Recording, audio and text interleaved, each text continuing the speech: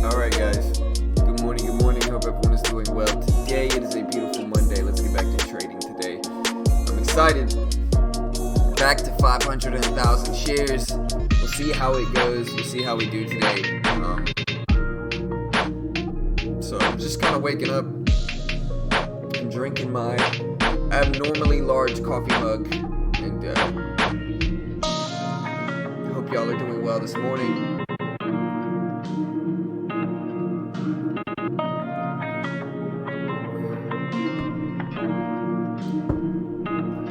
I've thought about quitting coffee, but I don't think I can. Hey, what's up? What's up? AB, good morning, man. What's up, Jeremy? What's up, team?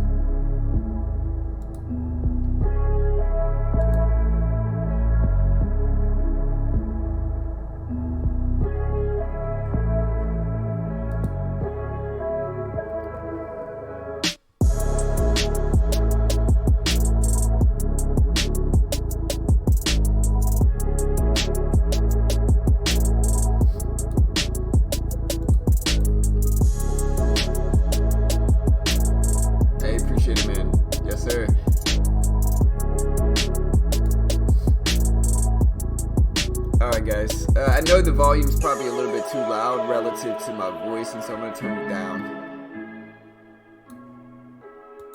It should be better. Yeah.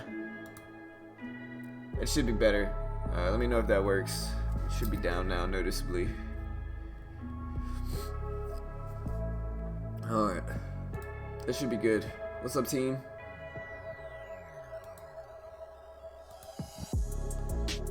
Let me know if that works. I'm gonna go listen to it. Hold on.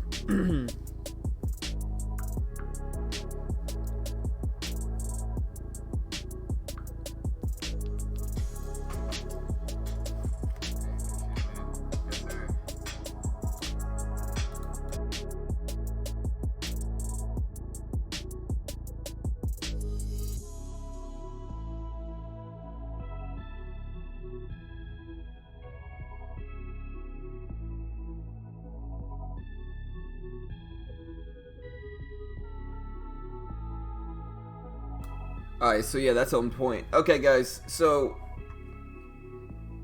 what's up, team? Okay, so like I said, guys, I'm going to be taking 500 to 1,000 shares today. It should be fun. I did make money Friday, but I probably lost a little bit after commissions. And we'll see. But, big size today. Again, let's take a look at some gappers, though, from this market. Alright, first we got ACB, which is a cannabis stock, but this looks like a reverse split. This is almost certainly a reverse split. I haven't even looked at the catalyst, but for some reason I can just tell that this is a reverse split. I'm being sarcastic because obviously it went from 67 cents to $8.15, and so with that said, like I said, this is a reverse split. Then we have MYOK, which is ripping up some, gapping up from 61.09 to 112 here. Really, really strong move, almost 100% move. It looks like it was about an 80% move. So we'll see what happens. With that said, AMC stock ripping up today, going from 410 all the way to 755, which, crazy move. We'll see what happens with this one. I think this one's tradable for us as well. We have VTIQ, CYTK. VTIQ looks interesting, gapping up from 1650s to 1830s for VTIQ. We also have QDEL, gapping up from 158.60 to 183.20s. And we'll go over some of these catalysts in a second. We got AVYI with no volume. We got ELMD. We got OSUR. We've got Blue. We've got ORA, ST&E,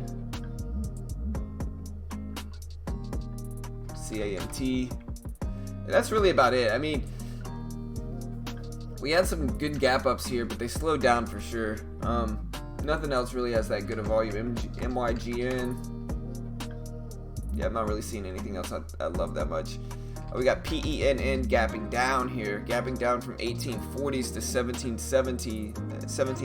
This is a gaming stock, if I remember correctly. And if we look at the SPY itself, the SPY is down today, guys. That's probably why not much is gapping up in like the mid and high cap world. Look at the SPY. The SPY is gapping down from 292.40s all the way down to 290s here today.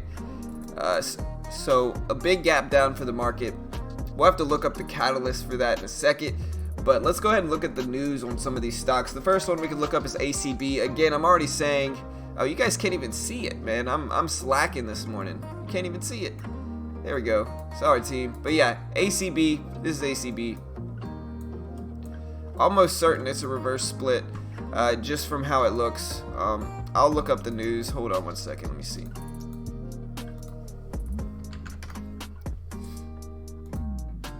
All right, so yeah. Aurora Cannabis confirmed share consolidation effective date of May 11th. It is a stock split. They also put out EPS. They put out first quarter results. Alright, I'm going to go ahead and read this article from MarketWatch.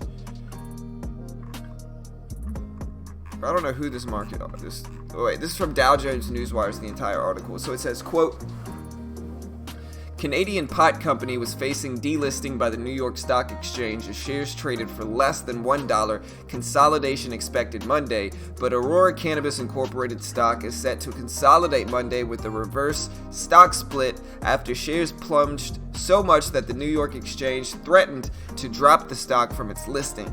ACB was a popular investment amid the boom in Canadian marijuana stocks that coincided with the 2008 recreational legalization of pot in Canada, amassing a huge pool of eager investors to own some of more than 1 billion shares outstanding. So yeah, it's a very high float stock.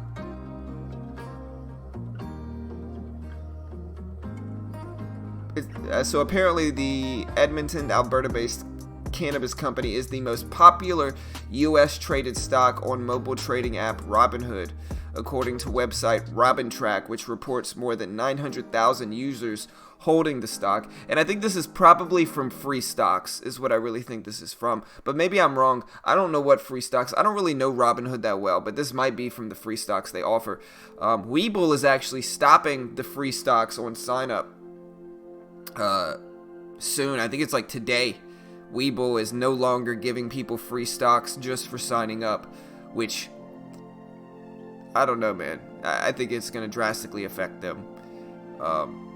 Yeah, Webull used to give people free stocks. Now they're making them deposit like $100, which again, I think that's going to drastically affect accounts, because I think what happens a lot of the time with places like that is that they open up accounts just to get the free stock, and eventually later down the road they deposit money into it. And so the fact that they're not giving them free stocks, I think they're going to see a lot less downloads. I mean, I don't use any of them anyway. I'm a day trader that uses TEFs, but you know, interesting news in the market for sure. Alright, so yeah, this is down from about $9 in early 2019.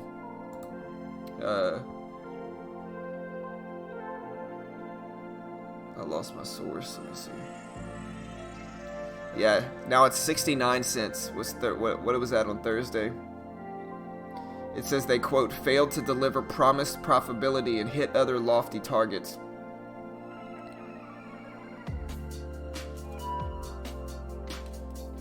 Yeah, so they had their CEO step down, and they continued to dilute their large share count by turning to the market for equity financing, basically. So yeah. So it's a 1 for 12 reverse split is what this is. A 1 for 12 reverse split for ACB. So yeah, we'll see what happens. Interesting market news for sure.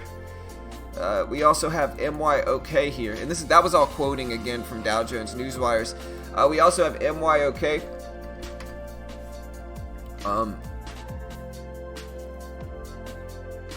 They announced that their trials met all primary and secondary endpoints met in the phase 3 Explorer clinical trial of their mavacamten for the treatment of obstructive hypertrophic cardiomyopathy. Nailed it.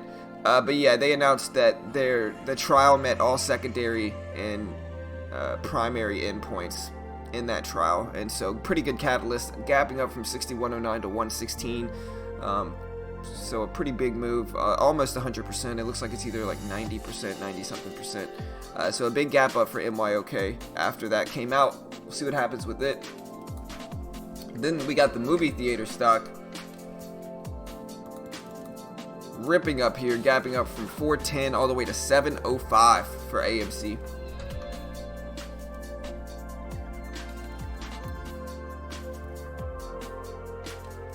Alright, so AMC reported that Amazon has expressed buyout interest for AMC. So they reported that Amazon expressed interest in acquiring the struggling movie theater, and this is all quoting from Dow Jones Newswires. Amazon shares dropped as soon as they reported that, but yeah, they're talking about a potential buyout. AMC's market cap as of Friday was $427.4 million. So interesting buyout talks with Amazon for AMC. We'll see what happens here. We got a few other gappers that don't really have that much volume. We got like BLUE, which is Bluebird. We can look at this one as well.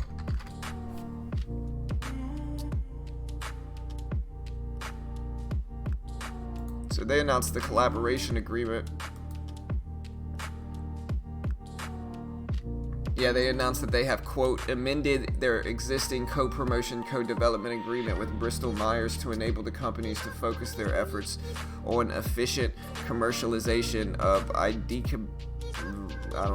not even going to try to pronounce that. Some biodrug in the U.S. The company's lead investigational B-cell maturation antigen, which is a BCMA, which is directed chimeric antigen receptor, which is a CAR T-cell immunotherapy currently in review with the FDA.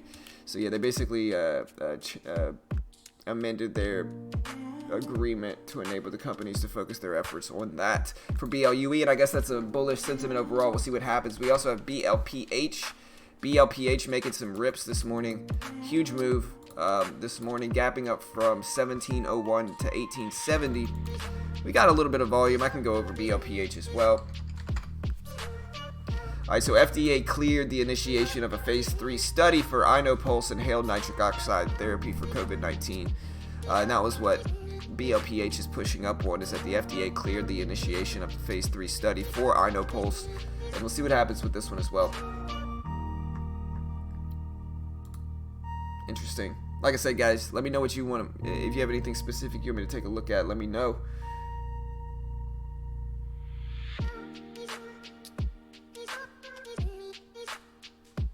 Let me catch back up on the chat. What's up, Jeremy, AB, Yovan, Andrew, Garter, Pro, Jay, Son, Douglas, Tiny, Gavin, Red, Paul. Good morning, team. Disney confirmed Mark is a customer.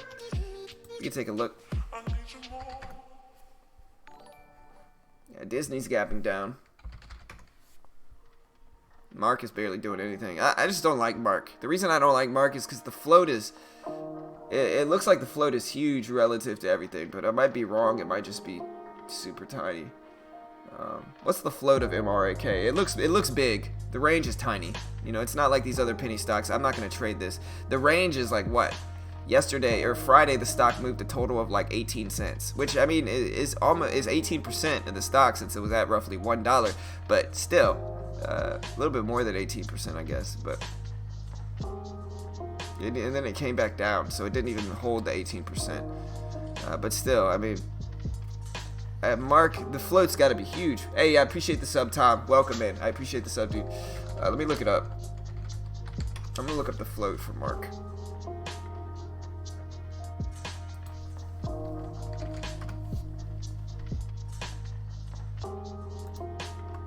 Looking at FinViz, I'm trying to find the float here.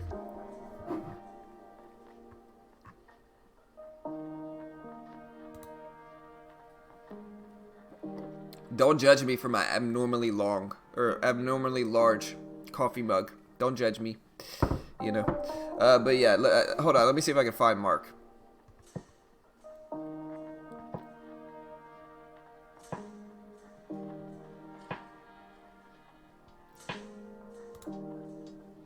Yeah, I don't see it on that one. Somebody probably let me know in the chat already, right? No? What's the float of Mark, guys? Somebody let me know. Here's Yahoo Finance. Oh, the public float is 40 million, which is pretty small relative to the price. You know. Okay, so yeah, market cap is 57.27 million. Public float is 39.75 million, which means the private float is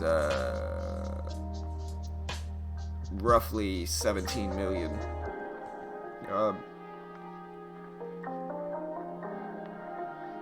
Yeah, I mean, we'll see. It's slowing down.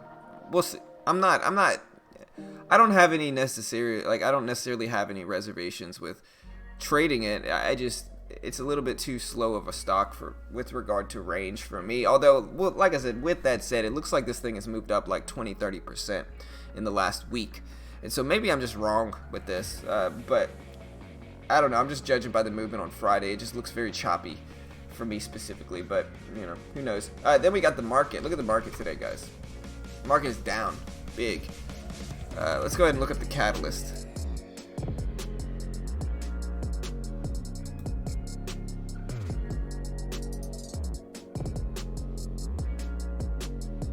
What's up, Saeed? Good morning, brother. What's up, man? TLRY? Yeah, that's a cannabis stock. TLRY. Tilray Pharmaceuticals or something like that, right? I've seen this one a million times. It used to be up at 300. Now it's not. But yeah, Tilray. It's moving. I mean, listen. This one was at one point. This one was the disgraced cannabis company because this is actual movement too. Look at the 3-year movement.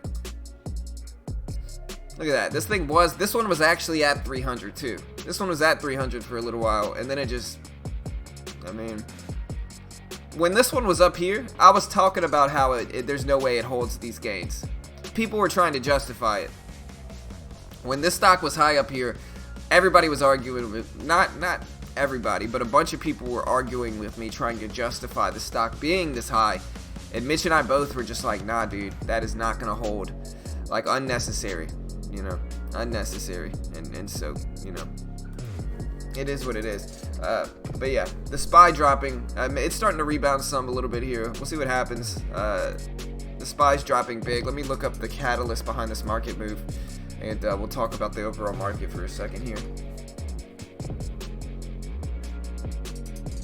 All right, so I'm gonna go ahead and read the ETF preview here, and we'll look at why stuff is going on. Number one, it says, quote, stock futures, and this is all quoting from MT Newswires. It says, quote, stock futures are also in negative territory ahead of the opening bell, even as the Trump administration has reportedly started talks with lawmakers for another round of measures to boost the economy amid the risks posed by the COVID-19 outbreak. President Donald Trump's government is seeking additional economic support following a bleak U.S. job data release last Friday, which showed the world's biggest economy lost 20.5 million jobs last month, and the biggest since the Great Depression in 1939. With no major economic data releases for the day, investors will be focusing on earnings reports. COTY, Marriott, MAR, and Under Armour, UAA, are among the company stocks moving after reporting their financial results. Let's take a look at those really quick. We have COTY, which is Cody, gapping up here from 520 to 585. It looks like they posted good results. We also have Marriott, MAR, which posted bad results, it looks like. And then we have UAA, which posted bad results. And so Under Armour, Marriott, bad earnings. COTY, good earnings is what I'm assuming here. And we do have some movement, you know. Maybe watch this thing, see if it starts to break out. Look at this.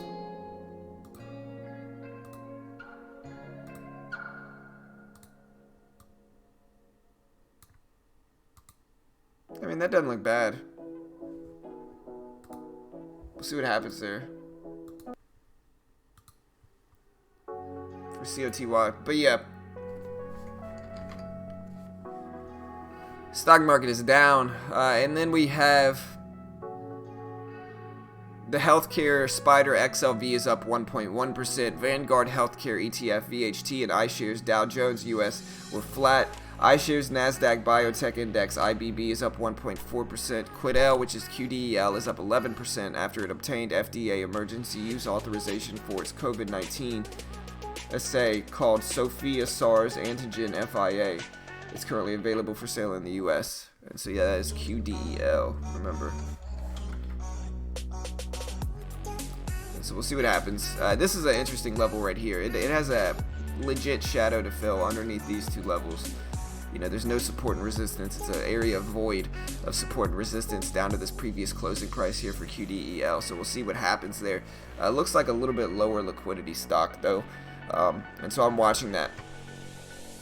We also have HSBC that filed an application in Singapore's High Court on Monday seeking to place collapsed energy trader Zenrock under the management of an independent third party as it no longer has confidence in the firm, media reports said. To move on, we could look at like crude oil here, and specifically we could look at like the US oil fund, which is about break even here. We can look at like UWT for like oil ETF, but US oil fund, crude is up 1%, the US oil fund is up, it's about break even now. Natural gas is down roughly 2%. We can look at UGAZ, and see that that's actually up. We can look at UNG and see it's down. Okay, so this must have been old. Yeah, this was at 6 a.m. Okay, so these are all changed. At this point, UNG is up a little bit. Natural gas is probably up a little bit. Gold was down, but now it's starting to creep back up. I'm assuming with the overall market's downward move, gold is going to push up some. Silver is up a little bit as well, but most of these are break even. Almost all of these, gold, silver, oil, natural gas, they all look pretty break even-y. Except for maybe natural gas, that looks like it's up. So yeah, aside from that, we got a lot of gap downs, like VUZY gapping down, we got MT gapping down, we got ON, NAIL. So we do have some gap downs here. Let me know if you have anything more specific you want me to take a look at. But again, market gapping down today. Look at this move. And again, I mean, if you guys know me, it doesn't matter to me which way the market heads. I'm going to short it if it goes down and long it if it goes up. And so none of that really matters.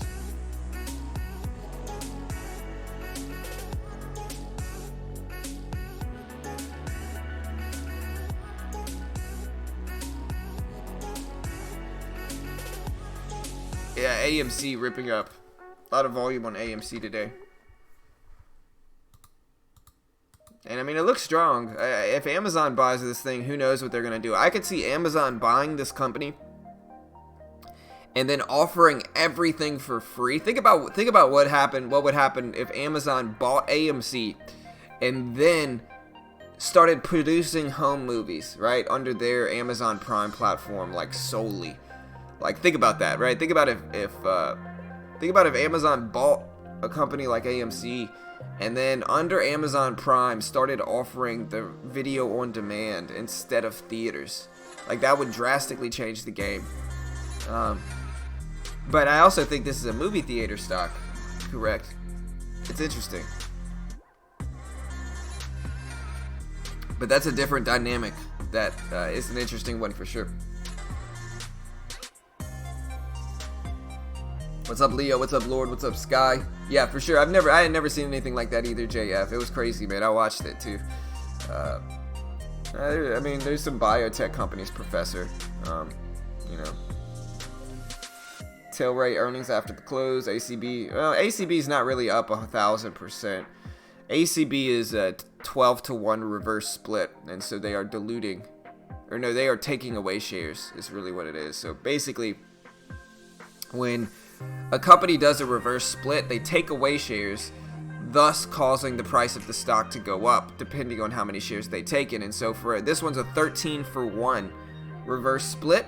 And so with that said, for every 13 shares that were previously held, they're going to give you 1 share, and they're going to raise the price up 13 times what it was to increase the value of the stock per supply and demand, right? And so that's really what's going on. The point is, though, if you're actually holding a stock like, what is it, ACB, if you're holding ACB, you're not going to make money really on this reverse split. Not really.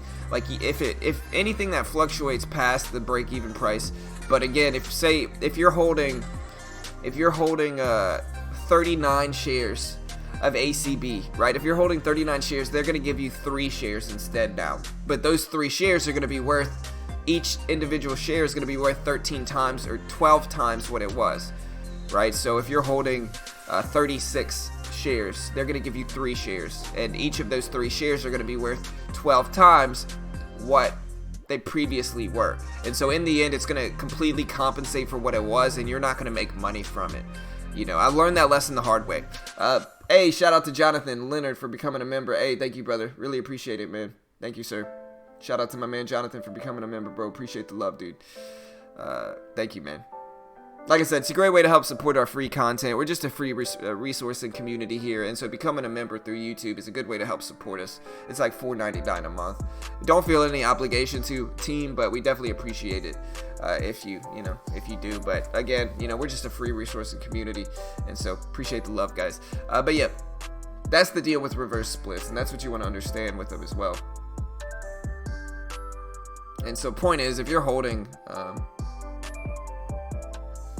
if you're holding a bunch of shares of ACB, you're not rich now, And like I said, I learned that the hard way. Like, for instance, when I first got started trading in the market, right, I was on like Robinhood or something, and I was holding like 100 shares of this stock, right? I was holding like 100 shares of the stock, and this stock had a reverse split from like $10 all the way up to like $40. And so me, I'm like, I'm rich. I made a lot of money. I made thousands of dollars. This is great.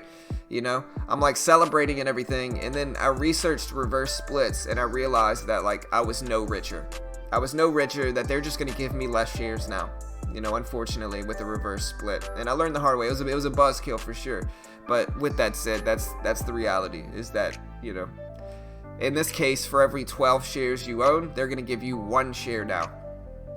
And they are removing saturation from the float, basically.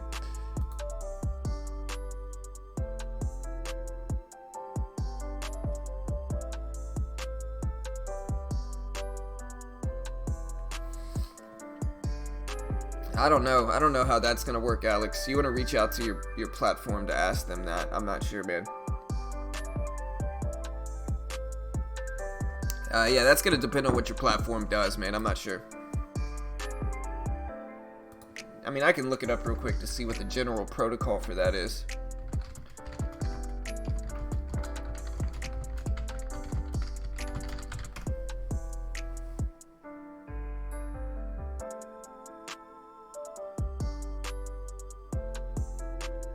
Yeah, I mean, this says in a reverse split, for an example, in a 1-for-10 reverse split, shareholders would receive 1 share of the company's stock for every 10 shares that they owned. As for whether you hold 1 share, what happens, I'm not really sure.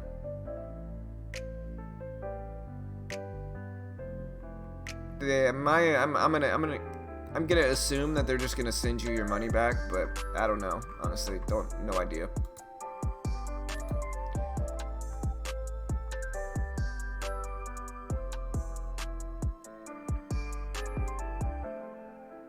I know, Noah. I'm so bummed out, man.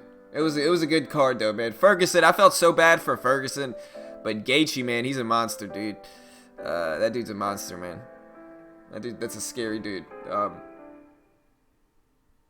Yeah, no stress, Alex. No worries, brother. Appreciate it.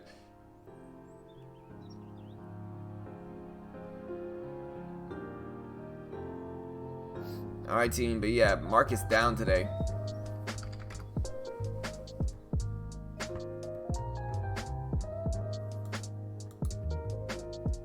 And yeah, basically what happened, like, ACB put out this reverse split because they were getting threatened to be delisted by the NASDAQ. And so it's actually not a good thing that they had to do that. You know what I mean? It's not a good thing that they had to do this reverse split. They basically did it out of necessity so they could stay listed on the NASDAQ because ACB's price was below $1. You know, ACB's price was below $1. And the NASDAQ actually threatened to delist them and remove them from the NASDAQ. They would get kicked off and probably go to the pink sheets. And so what they had to do is they had to do the reverse split in order to just stay listed. And so I wouldn't really call this a good catalyst for ACB specifically. You know. And that's another dynamic that people should understand too. You'll have a partial share likely. Okay. What about airlines? How do you think they'll do today? I mean, I'm not sure. On a short-term basis, I have no idea with airlines. We'll see.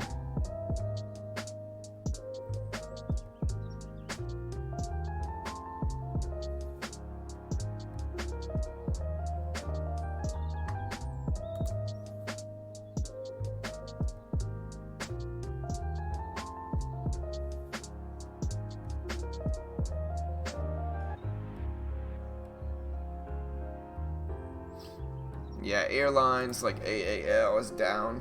Delta. I think the airlines are going to be completely dependent on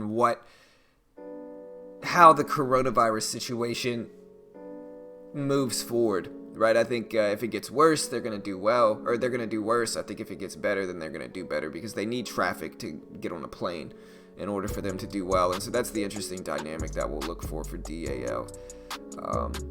And so we'll see. Like I said, I think the airlines will eventually rebound if they haven't kind of front-loaded into the move already. But I think they'll eventually rebound. It's just about when the economy in general rebounds. I think that's going to influence what happens with a lot of these stocks. Hey, what's up, Justin? What's up, dude? Hey, later, brother. Hey, good to see you, man. John, how long have you been into stocks? What did you do before? I appreciate it, Justin. Thank you, sir. Thank you, man. So I do a lot of different things that enable me to kind of work from home. So number one is that I'm a real estate agent. And so no matter what happens with any of my online businesses, I'll be fine, as I can always get business through real estate. I'm also a freelance web developer, and so I know like JavaScript, HTML, CSS, like Facebook's React library, and I can do freelance web development work, and do have a freelance web development company as well with that stuff. And so regardless of what happens with anything else, those two, my real estate license and web development, will always be an option for me, and so I'm not going to struggle. But I also run a few different Amazon businesses, one Kindle and one Amazon store, and then I run this YouTube and I day trade, you know what I mean? And all of those are profitable for the most part, but I do a lot of different things with regard to like online investing and stuff like that, and that's why we really started the second channel, is so I can kind of walk people through my processes and what I'm thinking of at that point in time and what I'm working on at that point in time, just to kind of document it so people can see it and hopefully grow the second channel from there. Yeah, we'll post the second channel link later. We usually don't. I don't really like posting a bunch of links in the first few hours of the stream.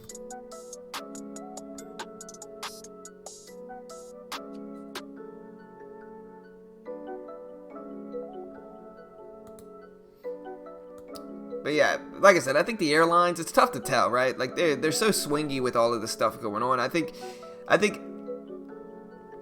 for most of them, it's an inevitability that they're going to eventually rebound. Like, I think they're going to eventually rebound once all of this blows over, but it's just the question is when that happens and how much they're going to rebound. And with that said, I don't know. I don't know how much they're going to rebound, but I think considering how low a lot of these are, that a lot of them are going to rebound for sure, and I think that's inevitable, and I think that the question is when is it going to happen.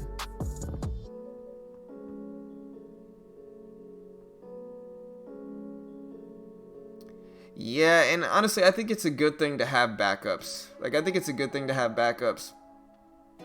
I think it's a good thing to have backups. I think the problem lies in that a lot of people like quit their job and try to day trade, and a lot of people like quit their businesses and their job to try to day trade.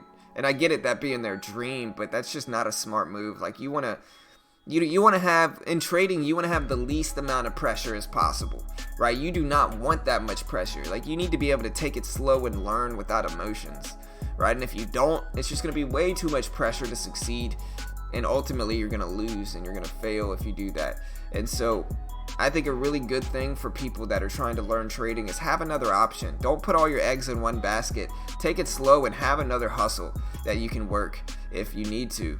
Because if you quit your job and you're just like, I'm gonna be a trader, you're probably just gonna lose all your money. And it's gonna be that much more devastating to you. And so with that, have another hustle, have another job, have another source of income, have multiple, like I said, regardless of what happens with trading, I'm going to be okay. I'll be fine no matter what. But I think a lot of people unnecessarily so like quit their job and basically give up their ambitions with anything else when they get started with trading. And I think that's a terrible thing. That's just going to cause way too much pressure, especially on a new trader. And it's going to consequently just hurt their trading because of that, if that makes sense. And so that's a good lesson I think that a lot of new traders need to understand. It might not be the most fun thing to hear, but have another option. That's the smart thing to do,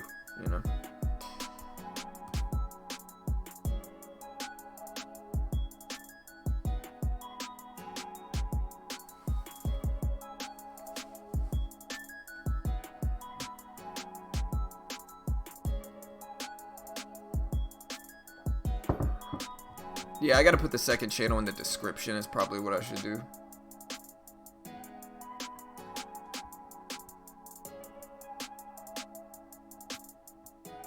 Yeah, and it's just a good lesson, diversify, you know what I mean? That's a good lesson for anything in life, like diversify, make as many income streams as you can. That way, if one of them fails, it's not the end of the world,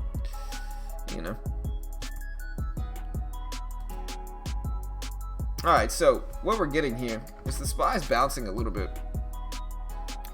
I mean, it's still down drastically on the day, but we're bouncing a little bit. We're back up to 290s, which is good. You know, we'll see what happens. The previous closing price is only up here to 292.40s. And so we'll see what happens. I can draw out some levels that we can look at. This was a big confirmed level, this 292 level. That was a big confirmed level from Friday. We also have, let me see, like 290 is pretty big. Just a big trending down area.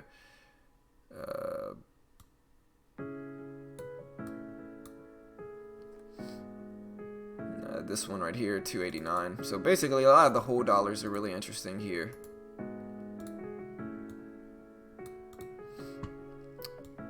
So I might watch these areas, these whole dollars, to see what happens with the overall market, see if it tests or what happens there. Try to maybe find some short-term momentum in my direction with these levels. Then you also have this previous closing price, which I think is probably the biggest confirmed level on this chart. Look at all this and this even.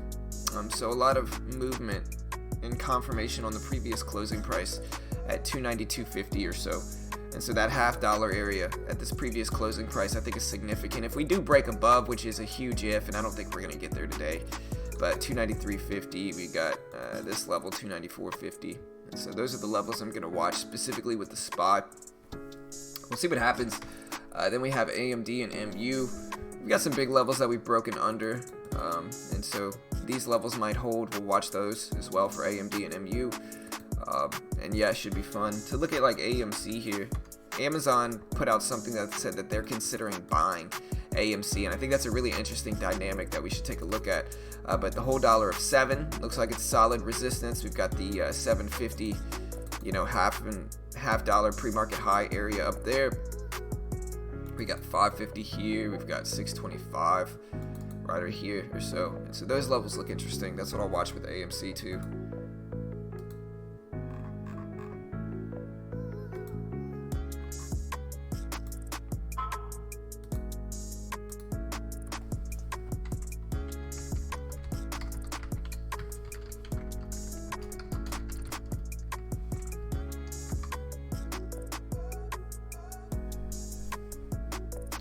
Mission here.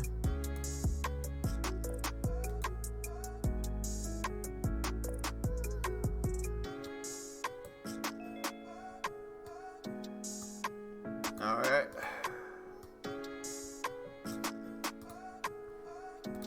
All right, guys, let me get mission here.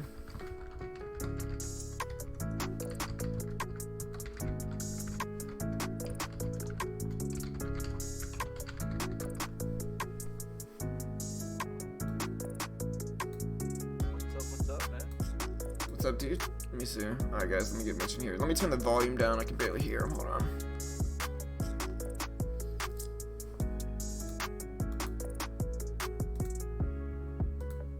Alright, guys, I'm going to mess with the volume a little bit. Let me know how this works.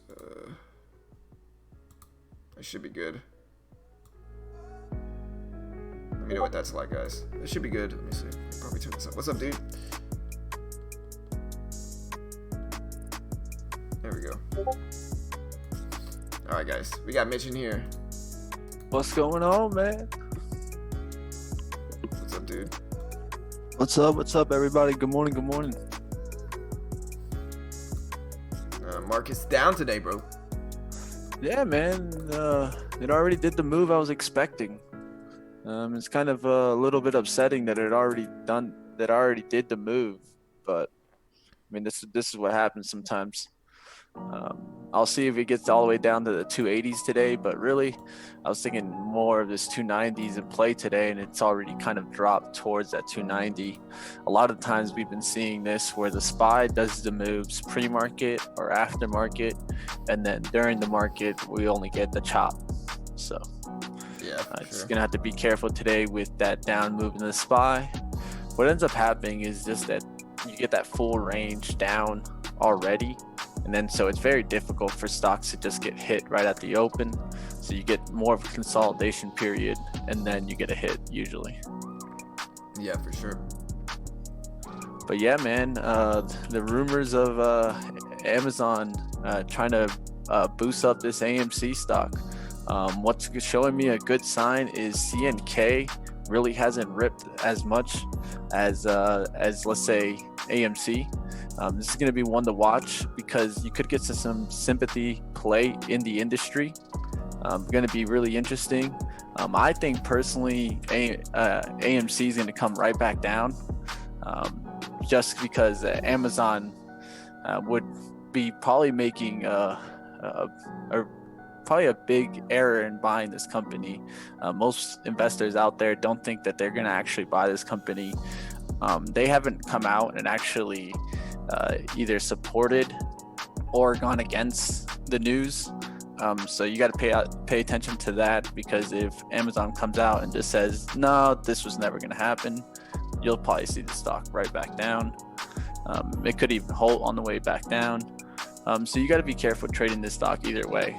It could come up because Amazon takes over it, and then it has a little bit better upside in the long run. I personally don't think Amazon should buy this company just because of the amount of debt that it has. It could personally make its own movie theater and do the same thing, but it's looking into the possibility. They are one of the major content providers, and Netflix and Amazon really haven't gone into the movie theaters. But I think this just shows how worried AMC is of their business. If they're looking for buyouts, that means that they're looking at bankruptcy. And I think that's really what's going on with this company, is bankruptcy is right on the edge for AMC.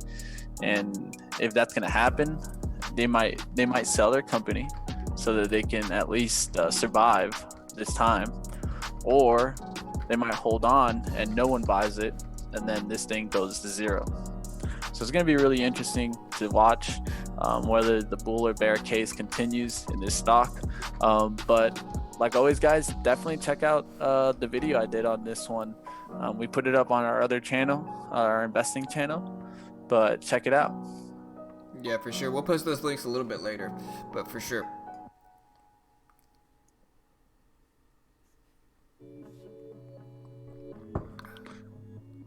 All right, guys, another one I'll be watching, guys, is the food distribution. All right, this is one that I'm thinking of shorts into. Reason why I'm thinking about food distribution is just because at the end of the day, I was actually positive and more bullish sentiment in this. Reason why I was more bullish sentiment was kind of a look that when we got to reopening, that we would get to the kind of good ways, reopenings. I thought, we're going to get the restaurants completely reopened, and that's not what I'm seeing. From what I'm seeing, at least here in Denver, they're going to have about 25% that they can open up to. And that's really not going to be enough to really get these restaurants back on their feet. I think the whole restaurant industry overall is going to go into a recession. They're just not going to be able to make the profits that they used to make. And, this is going to be a big thing for them. If we're going to get quickly out of this kind of crisis, then yeah, these food distributions could come back. But I think they're going to start dropping back down towards the lows of March. Reason why is, at the end of the day, I think they were looking positive. They were thinking they were going to get big orders. And then with all this kind of negative news in the restaurants, I don't think it's going to be we simply get our food distribution immediately back to where it was. So this is one I'll be watching to see if it holds that 20 today. If not, could drop through and head through the 19 and head to 18, 17 area.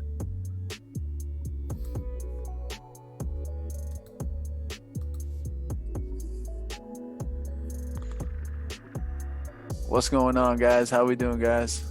What's up, man? AMD is interesting. I'm looking at this level for AMD right around 5250.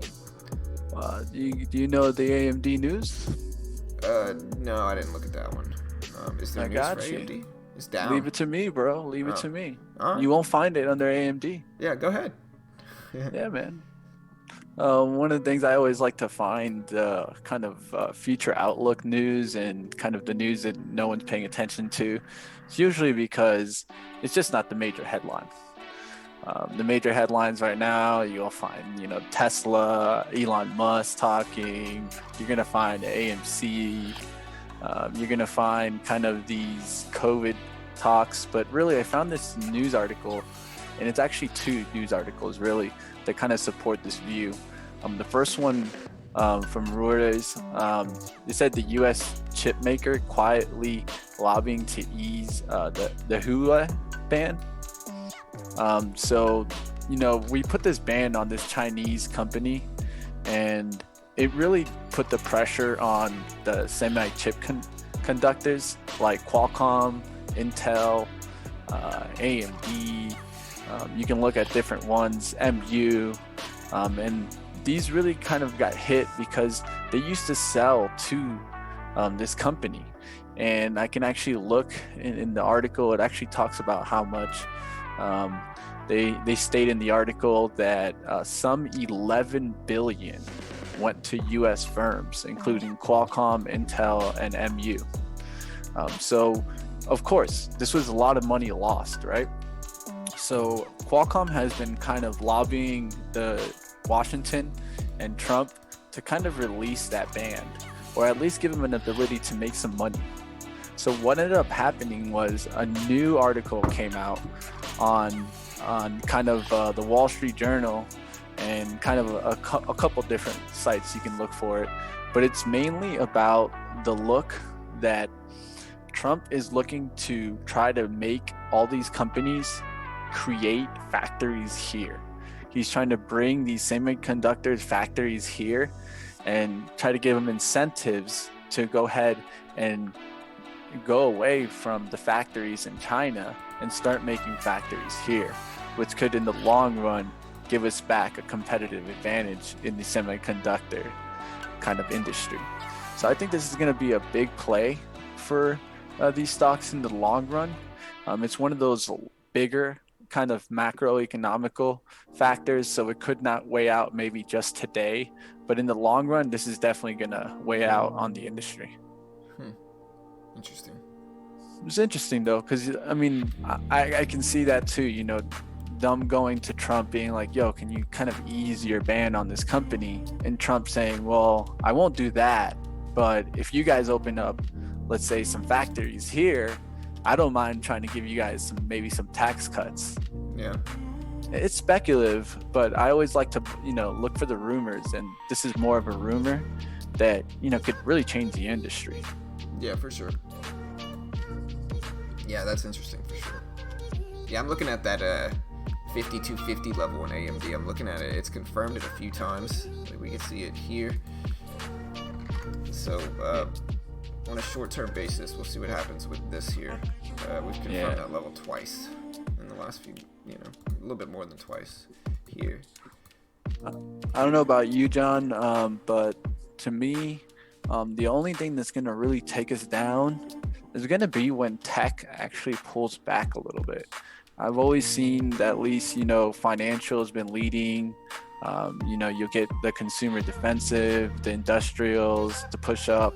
But really what's been holding us up in, I think, the last month is that push in technology. The push by Google, the push by Facebook, the push by Amazon, the big giants. For sure. They've been holding the market up. And I think that's really what's been holding the market. I mean, with these giants make money, you think about the overall holdings in the S&P, and they make up majority of those big indexes. So I think that's really affecting it. So I think until I see a huge downturn in technology, I'm not going to really be bearish. There might be times where I take like quick trades on the bear side, but I think we need to see kind of a real change in that story. Today, we're seeing technology and healthcare actually be part of the lower movements. Technology is on the bottom, with healthcare at 1.68%, healthcare at 0.94%, and actually leading the day is going to be energy and basic materials. Sorry, I'm posting something. Facebook. Alright, let's do this, guys. Yeah, I'm excited. Sorry, Mitch. I'm kind of... No, you're good, man. Halfly paying attention. Yeah, there's also a reverse split today. You can keep an eye on ACB, man. Yeah, man, we talked about that one already. Somebody in here thought that they were gonna, or that it was up like 1,000%, and I had to explain it. I had to explain to people what happened to me when I first got started. Like I'll say it again. Like when I first got started in the market, I was holding like 100 shares of a stock. And the stock went from like $10 to like $50, and so the stock was up, ridiculously high, up like 400 or 500%. And I thought I was rich. I was like, "Yep, I'm gonna sell these shares. I'm gonna bank a few $1,000. This is awesome," And then I researched it and I realized that I was actually gonna get shares taken away from me, and I was gonna hold less shares that are gonna be more valuable. It's gonna completely compensate for itself. And so, yeah, to put it into perspective, guys, a reverse split is when they take shares away, thus increasing the demand per supply and demand, and thus compensating the price. But that is all it is. And so ACB, man, like I said, and it's actually a bad thing for ACB. The dynamic I talked about this morning is that NASDAQ actually threatened to delist ACB. It was below $1, and when that happens, the NASDAQ can and will sometimes delist the stock and send it on back to the pink sheets. And so that's actually a bad thing. They had to threaten ACB, and then ACB said, "Oh, no," and did the reverse split, thus taking away shares. But they did it out of necessity because they were potentially getting delisted if they continued to list under $1. And so that's really what's going down with it. It sucks. It's a cannabis stock, but it is what it is. For this one, I'm gonna be looking for kind of a weird move to happen. Don't expect to come straight down. I'll look for a pop to short into.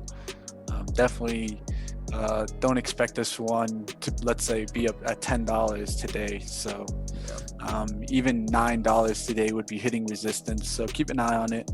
I think it could move just based on the fact that this move wasn't expected, but it's going to be one to watch, definitely.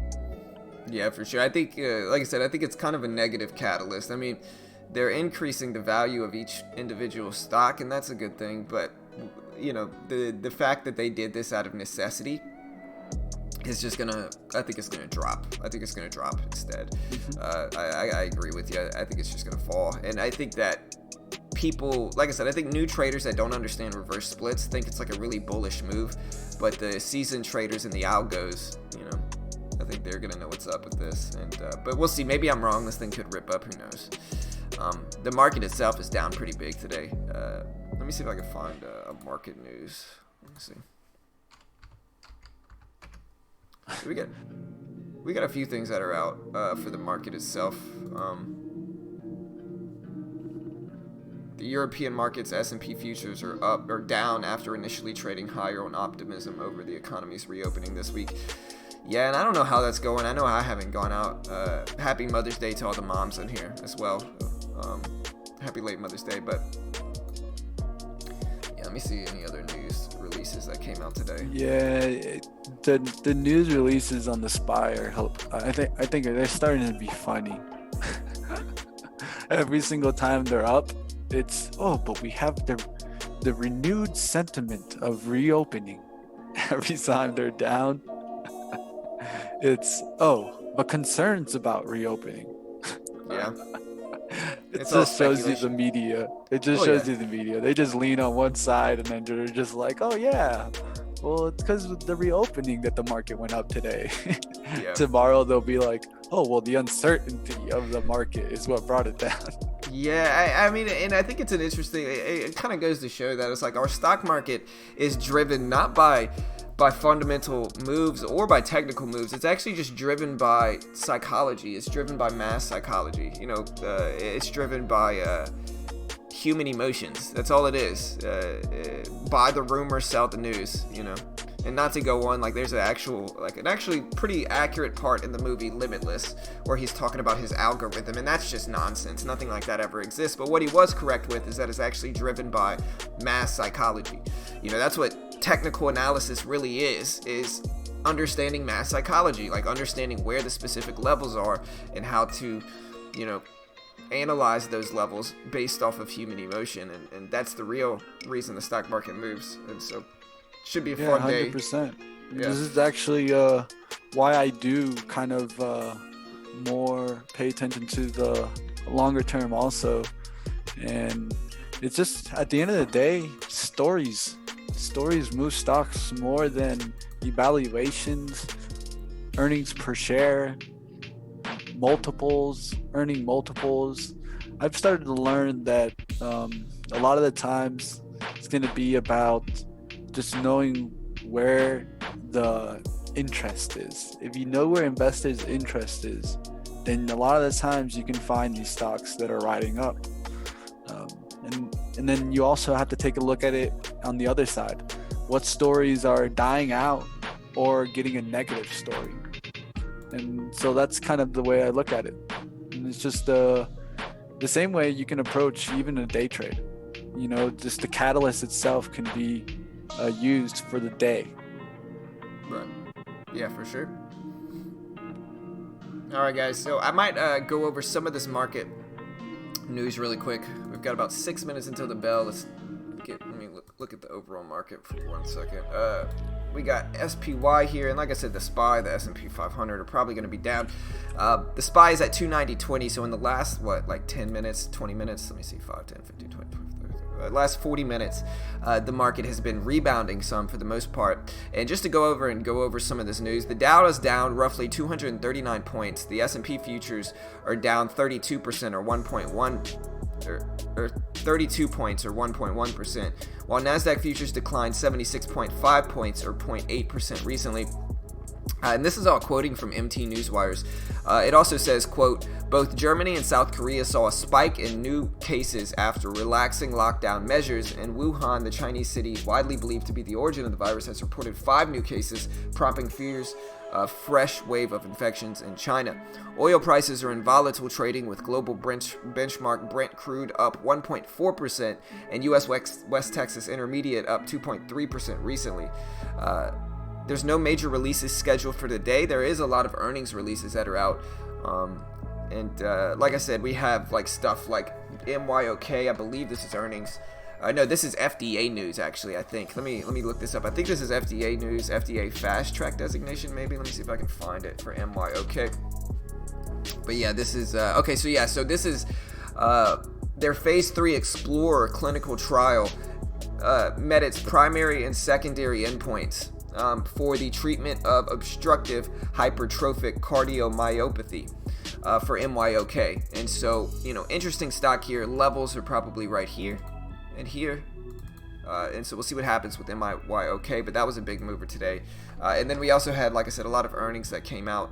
I'll look up one more thing. We can see Dow futures.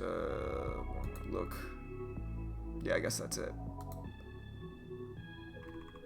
And so, yeah, market's down today. We'll see if we get a rebound today or not.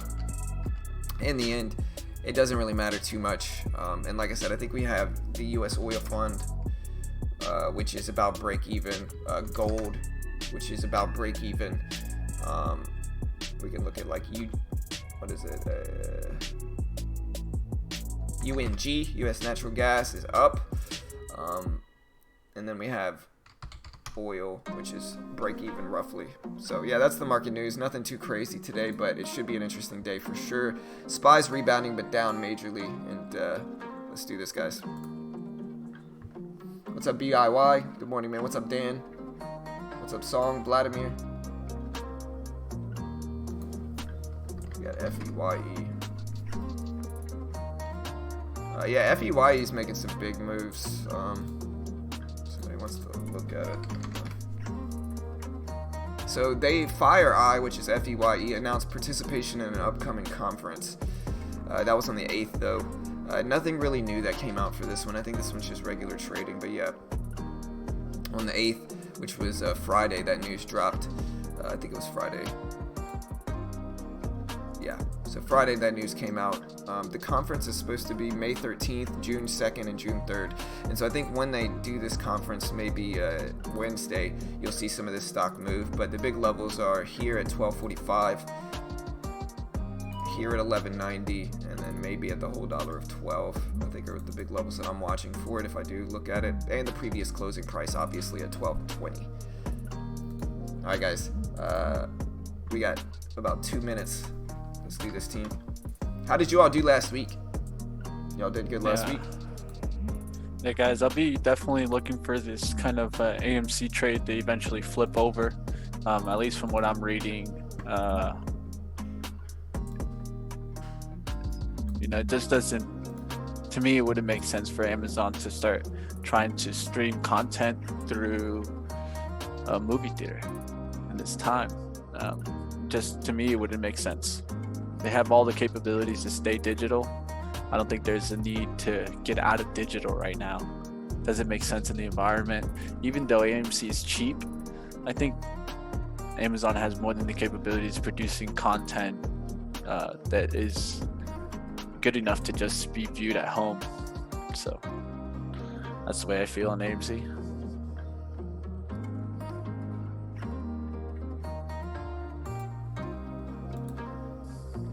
Alright, guys, let me see. Sorry.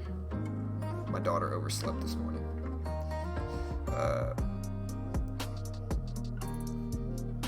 yeah. Looking at this level here for AMD, and this is probably the biggest level I'm going to look to short into. Yeah, we'll see. I mean, I think an interesting dynamic is if Amazon buys AMC and then releases all the movies for free on their platform anyway, Alright, guys, here's the bell. Let me get everything ready. Yeah, to me, that's the most important thing.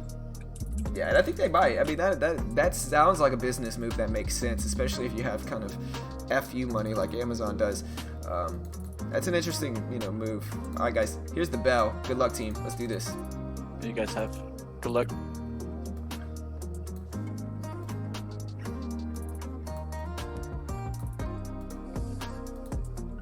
Here it is, guys. Alright, guys, there's the bell. Let's take a look at the SPY itself here.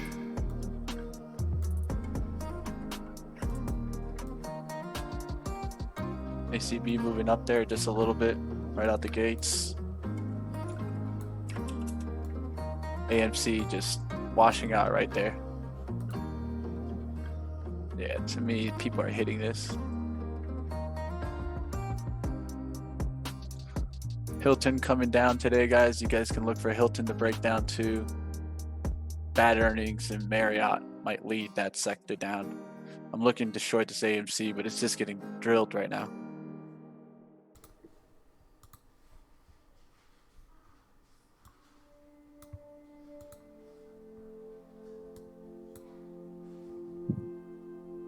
Alright, guys, so market dropped originally, but it's since rebounded. We'll see what we get today. Like I said, I'm going to try to take 500 and 1,000 shares.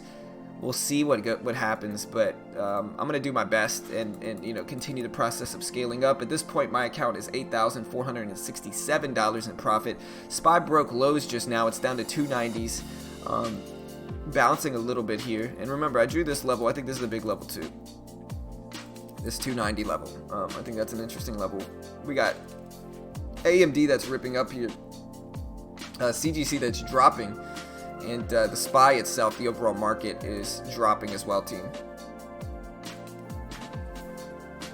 Yeah, APOP's right here. It's right in the middle. It's right here on the scanners. It's the only thing on those momentum scanners right now. APOP is a poppin'. Ha ha ha. Hilarious. You mean A-poop? Yeah. What happened to the plague? That's A-poop, man. Yeah. They need to get it right. You ruined my pun, Mitch. It's A-pop is a poppin'. It's my pun. You've been long enough. You've seen that one poop out. Yeah. Let's take a look at it. I'll look at it. I'll bite. A-pop is a down today. It's gapping up a huge amount though. That's ACB do right out the gates, man. shot right up there to 825s, and they smacked it. Yeah. That's what I said. You and I both agreed the same. Just because, like I said, people think this reverse split looks like strength. It's actually a bad news. It's a bad thing. It's a bad thing that they had to do that reverse split for ACB, because they got threatened with a delisting notice, and they said, "Oh no, let's take away some shares, pump the stock up a little bit." And, that's really what went down. Just getting destroyed, Cinemark. I was gonna look for it to bounce there, but I'll have to watch AMC if it can bounce. Look at MU here. It just depends on what the market does. I'm going to look for some weakness in the market that I can potentially short into. Maybe some strength if it squeezes up all the way. AMD is super strong. And I think a really good trade idea that I'm going to have to make a strategy video on, but I've been watching these two stocks for months now. A really interesting trade idea dynamic is watch one of them pull the other one up. Like there's a runner and then there's a lagger behind it. Usually AMD rips up and then MU's lagging behind it, and MU will eventually reverse and start heading up with it. And that might be an interesting trade idea as well. Yeah, man, you just gotta find the volatility. Where the volatility is usually the leader. Yeah, for sure. And AMD's been that leader lately. It's just been ripping this morning, dragging MU up a little bit. I'm gonna watch Uber as well, since Uber is now my baby, because I've just been making the most money on Uber. All right, guys, probably gonna get short here. CNK at 1460s. Yeah, I'll put you up. I'm trying to let it pop up a little bit. I saw AMC just get drilled right out the gates, guys.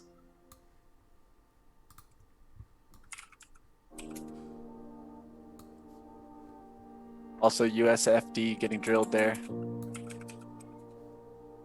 one doesn't look too bad either. If I can get that one to pop back up to the 1930s, I will definitely get short on that one. Wife's got a cold in this house. Man, CNK just never popped up there to 1460s. It got close. Just got drilled. Looking for them to come back to VWAP.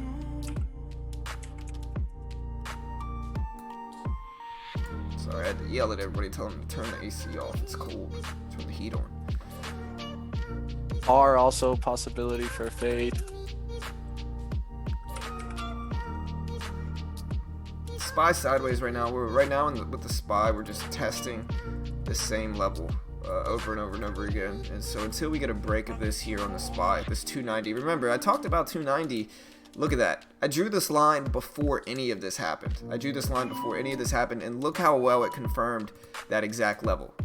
Look at that, over and over and over again. I'm waiting for a break of that. Might short into it, but we might not get a break. Look at that confirmed level just happening over and over and over again.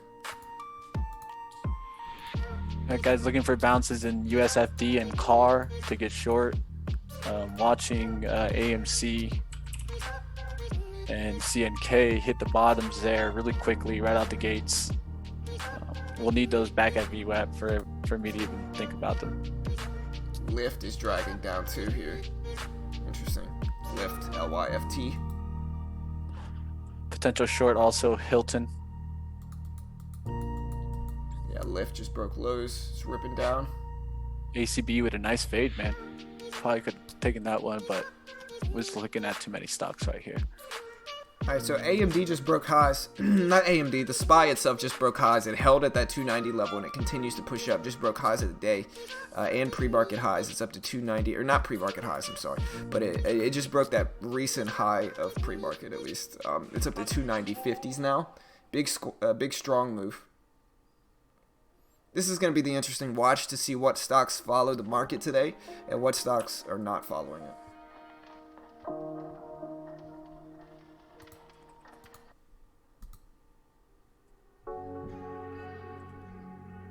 Can at least say that 3/4 of my watch list is still red, and all the indexes except for healthcare is now red. Leading us is down basic materials, followed by financial services. Hey, I appreciate the sub, Dr. Simmons. Welcome in. Appreciate it. Thank you, sir. Tech is actually up from the open.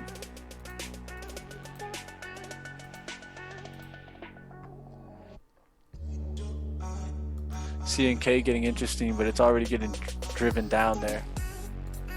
AMC just, I think the rumor got destroyed, but we'll see.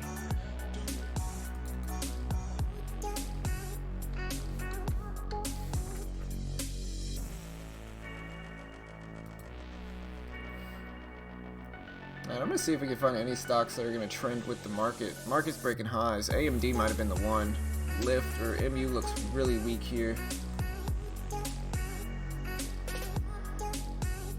I'm looking at maybe shorting MU, but if I get in, it's gonna be small right now. I'm gonna get in with a few hundred shares of MU and just look to short. Maybe add a little bit more if it pops up there. Then risk off of like 63s here is what I'm gonna risk off of.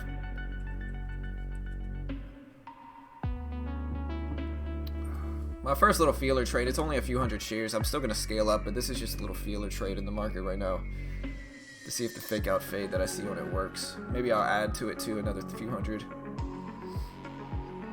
CGC just got destroyed today.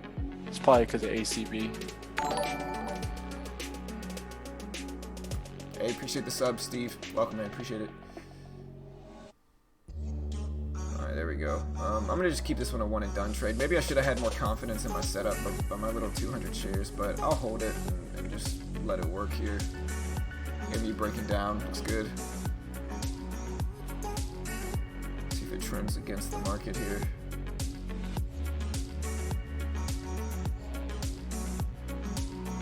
Add another 200 here. 400 shares of MU.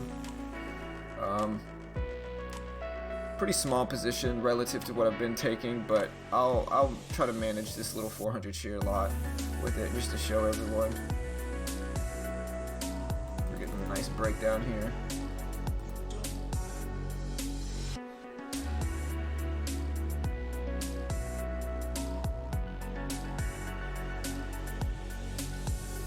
Trying to look for a bounce back here to get short here, but beautiful drop. Just took half off of MU.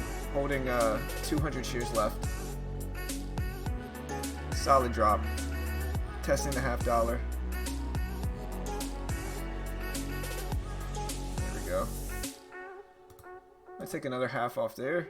Holding 100 shares left. I'm just gonna let this work. It's just we're starting to stall in this win. I'm gonna take the rest off. So $24 win, very small. Just trying to get my feet wet a little bit with that MU trade. And maybe it faked me out, but you know, we'll see what else we can find. We'll have some more opportunity, and that'll be the last time I trade that small. I think I'm gonna scale back up to 500 shares. Sorry, team. Let me I'm gonna have to get used to it, but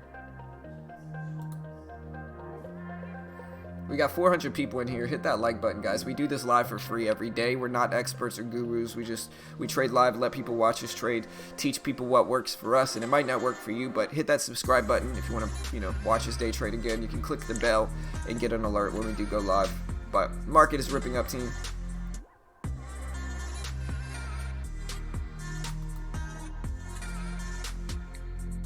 Look at Uber here.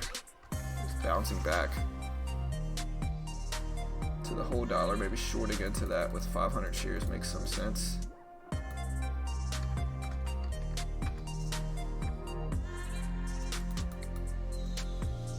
So this is the whole dollar I'm looking to maybe short into right here for Uber. I'm still looking at the chart and trying to figure out what I should do. I think it's going to depend on the market here.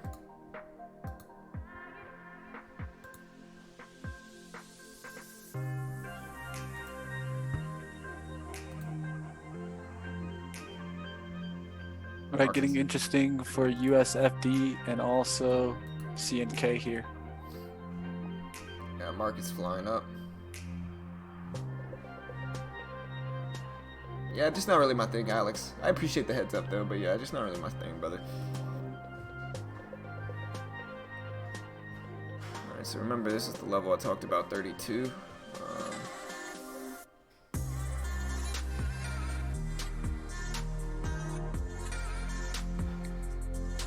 Maybe I should have, man. I called that one out. But we'll see what happens here for 32. But man, look at that, man. Look at that. Look at that prediction, guys. I love it. Listen, I missed this trade, but look at that.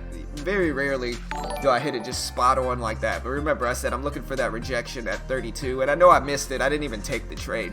But man, down to the very cent. And people say technical analysis doesn't work. Ooh, look at that. Uber touched 32 exactly and just got rejected exactly off of that level. I wish I would have taken it, but hey, you know, it is what it is. Hopefully somebody got it.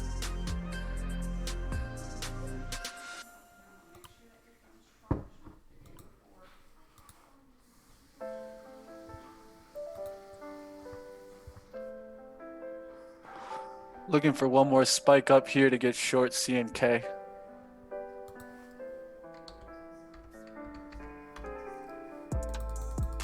Car breaking down big today. CGC also. Yeah, CGC just broke that low. That's an interesting spot. I'm looking at Lyft. If it breaks that low at 31.40, I might short into it with 500 shares on Lyft. Same thing with Uber. Maybe I'll wait for Uber, but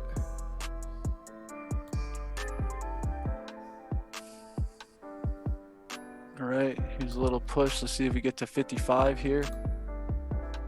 All right, so I'm in with 500 shares of Lyft. We're gonna see if we get a breakdown.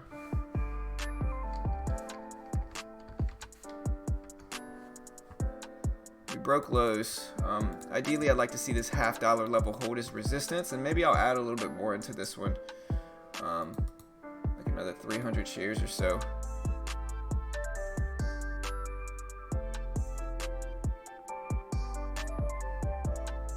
I'm gonna add another 300 shares. I'm in with 800 shares here.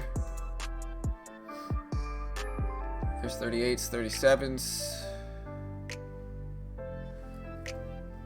Bad entry. We needed to drop more, which I don't know if I really trust it here. There's 36s.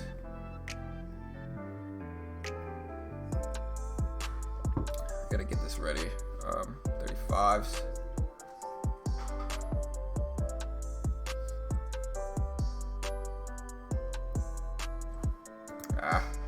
Starter. Here's a bounce. I got my hand over the cover button with this one. Big size for sure. I'm gonna give it one more second here. Not really loving this move, but see if we get a breakdown of these lows. 800 shares, guys, of Lyft.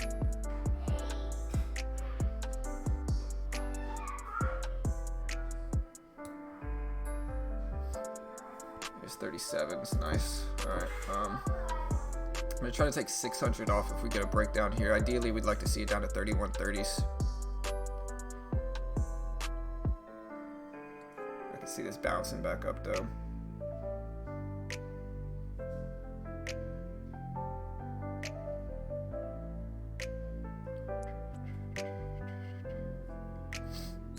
All right, guys, don't want to see AMC above 6 now. Want that one to hold and start heading down.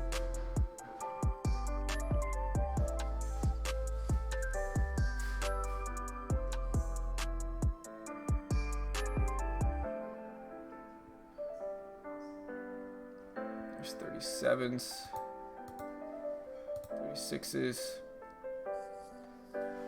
I'm trying to be patient with this 35s. We get 34s or 33s. I'm going to take half off. I'm nervous in this trade. There we go. All right, I'm going to take half off there. Holding 300 shares left down to the 29s. Going to take another 200 off there, and then I'm going to hold this last little 100 shares for this nice little breakdown down here. Going to get out the rest there. All right, so up 76 on the day. Definitely a little bit nerve-wracking as I scale up in size, team, but I'm doing better. Here, I'll put Mitch up now that I'm out. Let me see.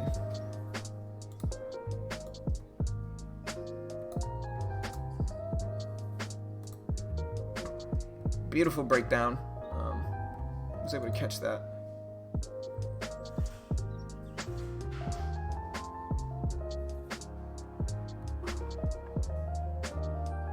Thinking about either taking USFD for the VWAP fade if it gets to the VWAP, but I might just add in CNK here.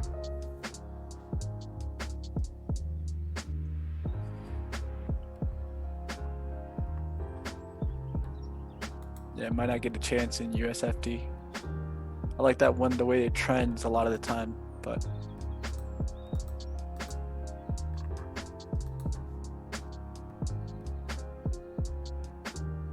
Yeah, it's already getting hit some. I'm not going to short into it here. I would need it at VWAP.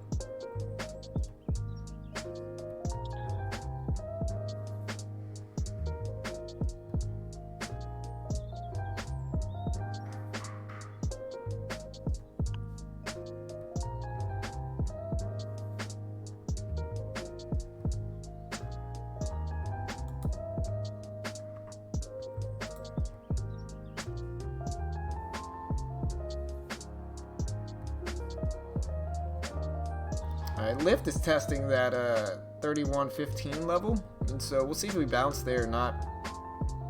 I'm also looking at AMD to see if, or MU to see if that 4780 level holds a support. Uber's cracking down, breaking lows here as well.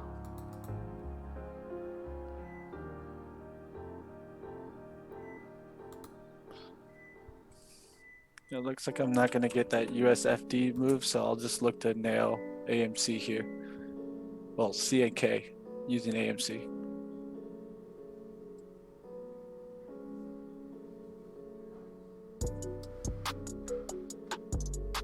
Market pulling back a little bit, team.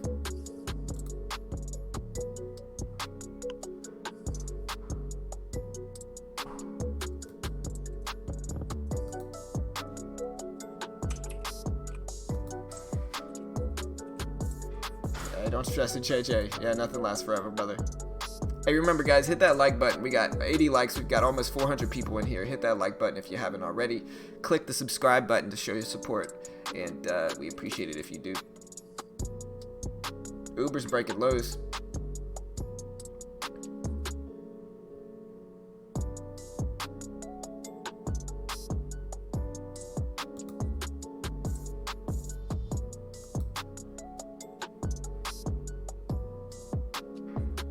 MU's getting a big hit back down. We've got AMD pulling back a little bit. It's just so extended on the upside. It's just ripped up so much already.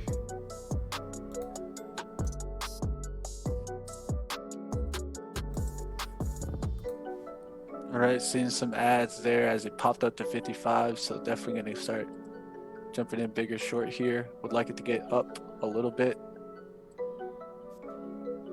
There you go. Just added a little bit more.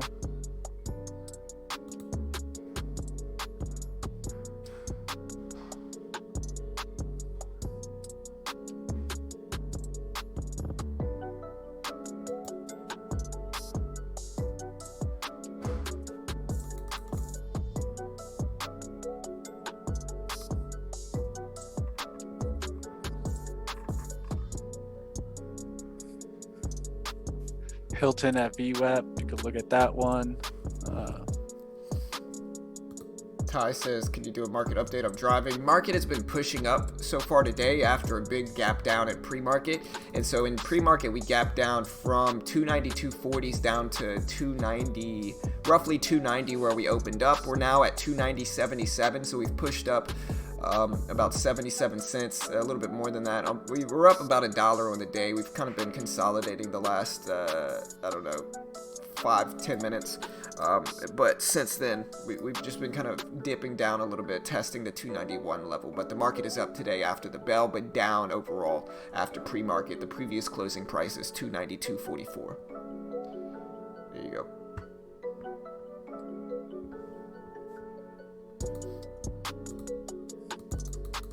Alright, I might long AMD here.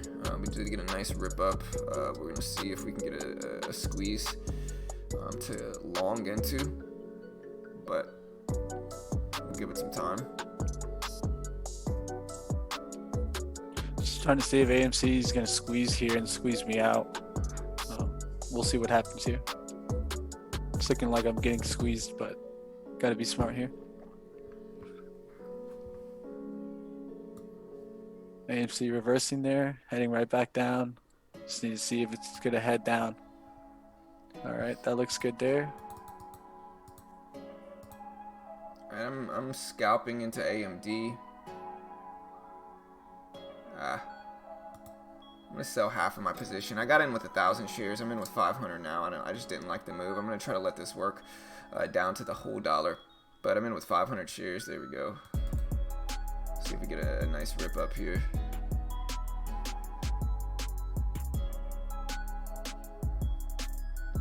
looks like when I got out at a good price.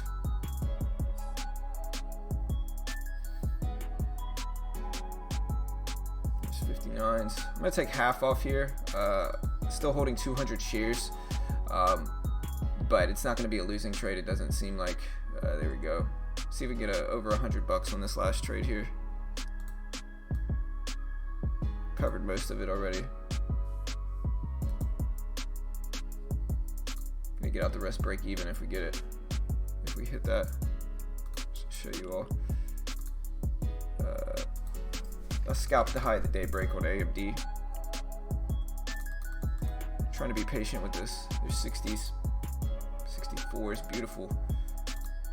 There we go. Caught it. So up 101 on the day. Scalp that high of the day move on AMD. No losing trades as of yet. This is my P&L for the day, and I've been taking profits a little bit faster, but I have been using big size like I wanted to, so not too shabby so far today. We'll see what else we get.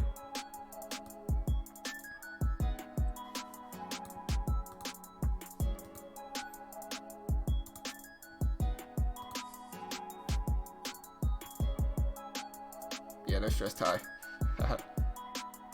Wishing that guy in the first day movie Happy Mother's Day. Yeah.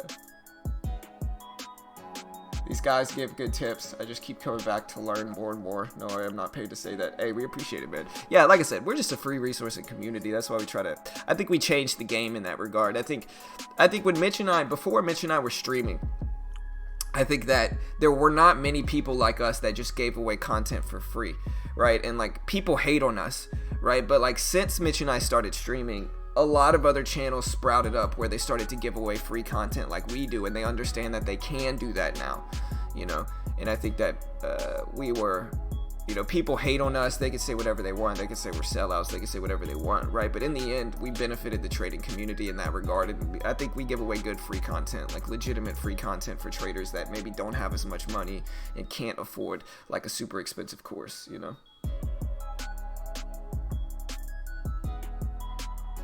Uber rip it up. It's at the VWAP now.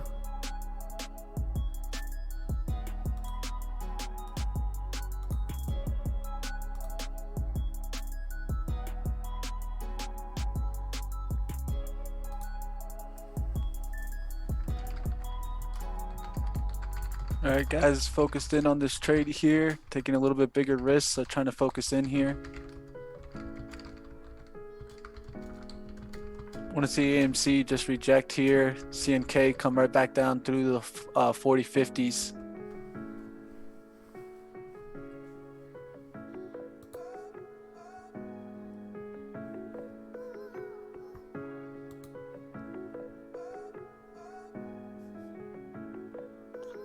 All right, guys, that looks great for us there. We just got a big rejection there off the VWAP. Hey, appreciate it, Felix. I like that y'all short because I don't want to, because I don't and want to learn. Yeah, shorting is one of the single best ways that I trade, I think. I love shorts.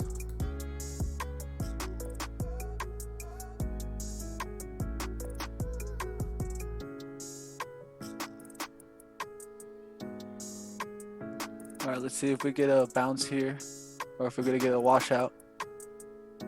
There you go, looking good here.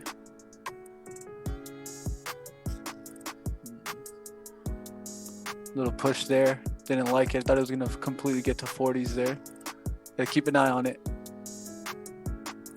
Yeah, SPY's breaking under lows, man. SPY's getting hit, breaking under the VWAP, down under 291 or 290.50 now. And so a lot of stuff I think is going to reverse now.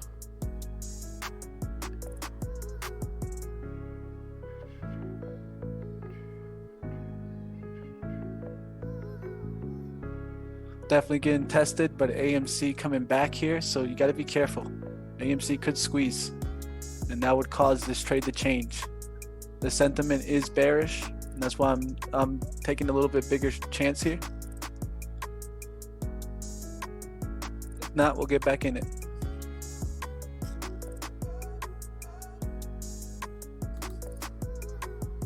I want to see this get right back below 1450s. If not, we got to get out. Holding well here. Be careful. A nice RM. RM said I found your channel and watch a whole bunch of your live trade videos over the weekend. I've used some of your strats and outlined and have 4 green symbols on a P&L. A nice, bro.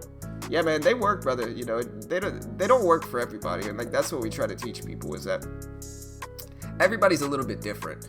Some people are going to have the right personalities for these strategies and other people are not, you know, and that's why, like, we're not experts, like, we're not gurus, like, we just teach people what works for our personalities, and it might not work for you, but it might as well. And, you know, it's always something, like I said in the last video, test it for yourself, you know, it might work for you.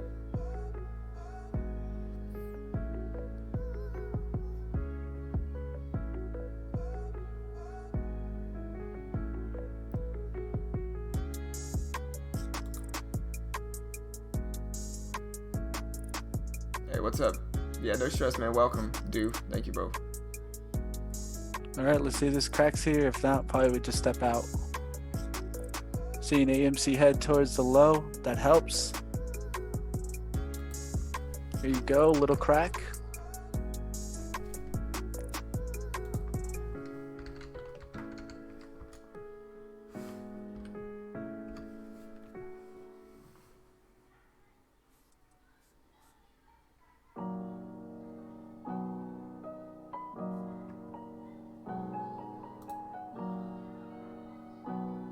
I honestly dance to this music.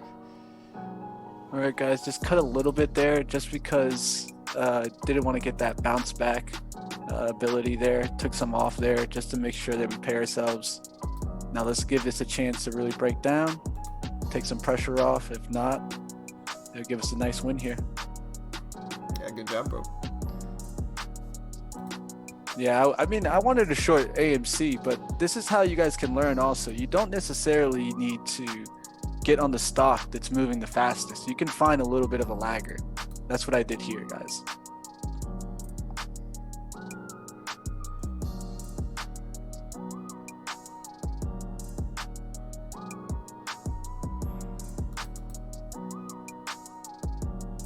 CGC, that's a VWAP level. Sorry about that. No, go ahead. Alright, guys, gonna take some off into this move here. Preferably 35s, but right now it's hanging out on 37s.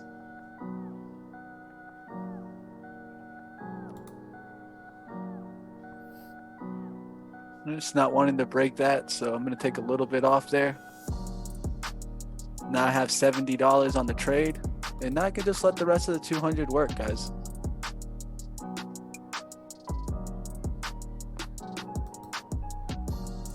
Good short today in the movie industry, man. It's kind of funny. I make a video and the very next day Amazon tries to make it hot. Change the story. Yeah, I mean, Amazon, it's interesting. Like I said, I think the interesting dynamic with it is that whether Amazon does buy it, if they're gonna start putting out everything out there for free and basically just killing it. I think Amazon buying might kill it because it's a movie theater stock, and so with that, unless Amazon like produces or puts out some type of like AMC related video on demand service, that could boost the stock, but they could also just kill the stock too, you know, and just say, okay, well, we're just gonna release everything so we don't have that competitor now, you know what I mean? Alright, guys, this would be interesting. I have a stop place at my entry now. The way that it works for me now is I think it's either just going to completely wipe out the move that AMC did today, and then I'll get a bigger gain in CNK, or it could reverse here. AMC can go to VWAP, and I'd be stopped out, but that's where I want to get stopped out because that's a reversal of trend.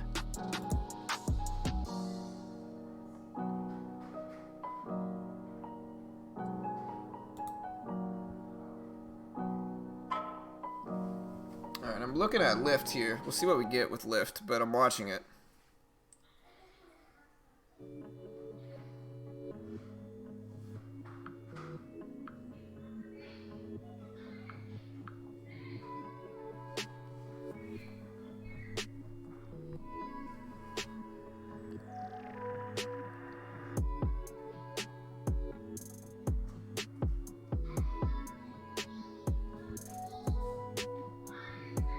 SPY's kind of back up over 290s.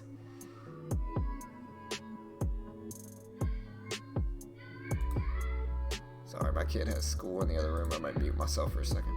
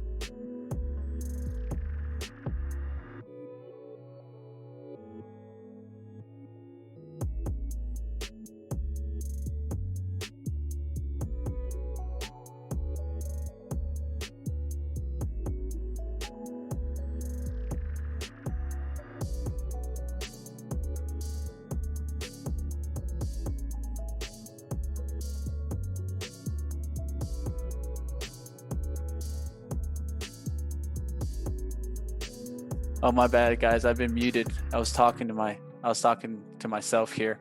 All right, guys. I covered there at the low of the day move there for CNK. I apologize. I was muted a little bit there. Covered into that move down to the low of the day, and taking that a nice $120 win there. First trade of the day here. I'm gonna keep focused in here. I think AMC could pop back to VWAP, and that's kind of why I took it off there. But feeling good about this trade. Not a bad trade there to start off the day. CNK, $120 winner.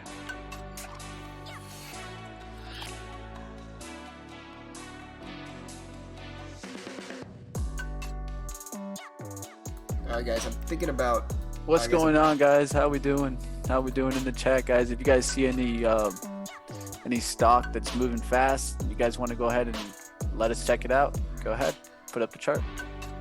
thinking about longing MU right here. Not sure what I want to do yet. I'm watching the SPY itself, but I'm thinking about longing MU to see if we get a rip. I'm going to go ahead and take 500 shares of MU to see if we get a rip over that previous high of the day with the market, and I'll sell into it if we get that. So in with 500 shares, keeping it very tight, and ideally we'd like to see the market rip here is what we want to see. There we go. I'm going to sell most of it there. Going to hold 200 shares here into this rip. See if we get a much larger push with the overall market, and I don't mind holding these 200 shares and letting these really work here. Is Hilton heading down there? Nice fade in Hilton today, guys. I was talking about it earlier. It's a $70 stock. I don't have enough money to trade both of them, but nice fade there in Hilton. All right, Don't so know I if took another anybody got 100 that. shares off of MU. Holding 100 shares left, and I'm just going to let it test this whole dollar here and then get out. If it breaks below it, yeah, I'm just going to get out right there. That's a big down wick when MU. So $121 in the day. We'll see what else we can find today. Boom. You one up in me, dog? Honestly, I didn't even have my screen up. I just realized that my screen wasn't up, so I'm not. A dollar I up, guess I'm A dollar up, man. Yeah. Hey, you know, it is what it is. We'll see what happens. The battles, rest of the day. man. Hilton, really nice fades, man. I don't know if you've seen those, but that chart, really symmetrical today. What's the symbol for Hilton? HLT. Okay. Disney fading well today also. Kind of had that idea. You know. Yeah, look at Uber. Uber faded too. But yeah, glad I got out of MU. Caught the breakout and just sold after. So not too bad there.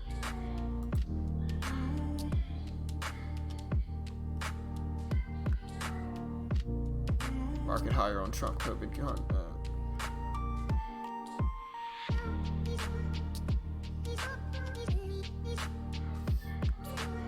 This YouTube channel is like cruising in the fast lane on the interstate with no one around, listening to chill jams, crossing small peaks and valleys, still heading to the goal with enjoyment.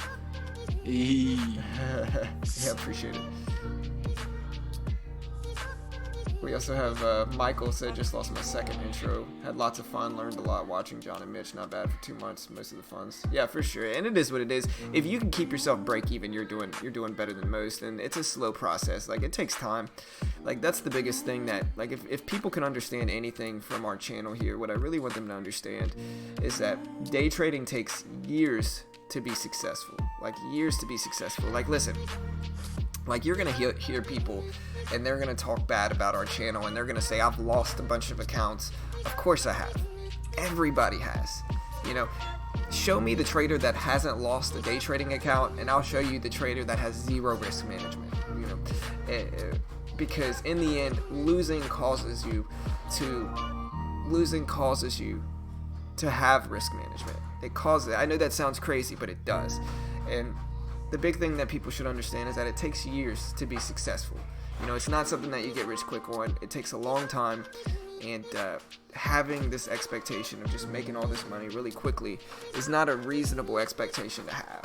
You know, most of the time the traders that never lose are the traders that end up just getting really lucky in the beginning, and you know, that is not a good thing for traders. Where is this coming from? Look, there's a floating...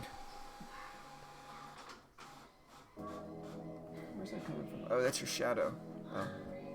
Carol's here. You coming on? Go get you a chair, man. I already school. Go get you a chair. Alright guys, you see the SPY holding there. I want to see if it's going to try 290s here. If it tries 290s, you could see some of these stocks really fade out here. Hey everyone, how's it going? Look, you see that? Texas Trader said, go my Lulu. Who shows up? Guess who shows up? It's literally Carol like a bad shows up. signal. You know? It's like a bad signal now. Carol shows up. Somebody I says really Lulu. didn't. I mean, Somebody says Lulu. Carol Here. senses that. She senses that. Yep. The back call is calling. Yeah. why is it here? There's more papers down there. Oh, here, watch out. Here, I got it. You got it back up. There's all. Alright guys, starter placed here in USFD. I'm gonna risk just 10 cents in this stock right now. I think we're out of ink. I'm also looking at AMC for a short. Here, well then hit cancel. Hit cancel. Hey Maddie.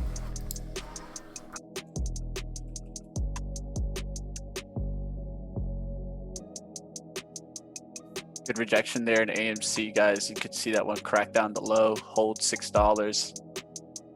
Looking great in the USFD here, looking like it's trying to crack.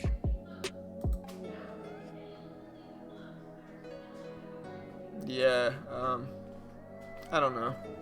Carol, buy Lulu and support my cause.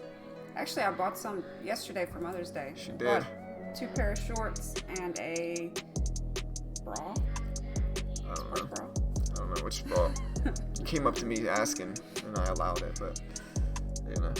So, Alright guys, it looks like USD looking really good for us. We're looking for a bounce to add now. morning, Looking for a Patty. bounce to add. Happy Mother's Day to you as well. Does Tiny have kids? I don't know.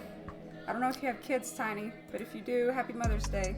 But I'm sure I think you probably she's at the least a motherly figure, yeah, at the very for the least, stream, yeah. you know, to somebody. Alright, there you go guys. Looking good here. Nice little breakdown there. And Happy Mother's Day to any other mothers in the stream Yeah, as well. So to all the moms out there. Shout out to all the moms. Look at MU breaking down here. Man, Jack's computer was super loud today. the Zoom. Yeah, they're loud over there. Turn them down. Thank you, baby. Sorry, hold on, guys. Can y'all hear my guys. son's? Yeah, a little bit.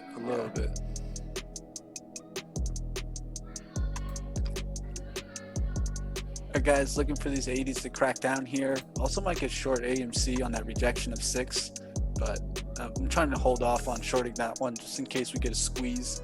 I'd much rather short this industry here.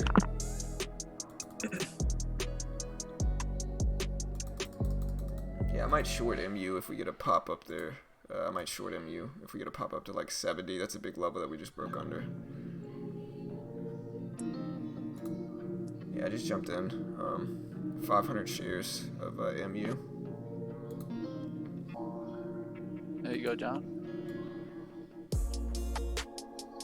See if it breaks down here, but I had that feeling in the long run. That's what this would happen today. Remember, I said earlier in the day, pre-market, I said technology and healthcare at the bottom. Now it's at the top. The two strongest sectors really holding us.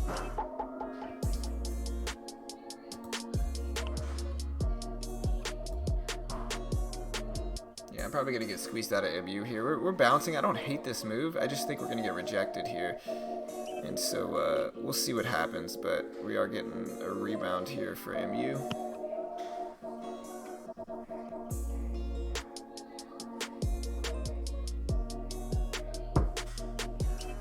wonder if we're gonna get a rejection here.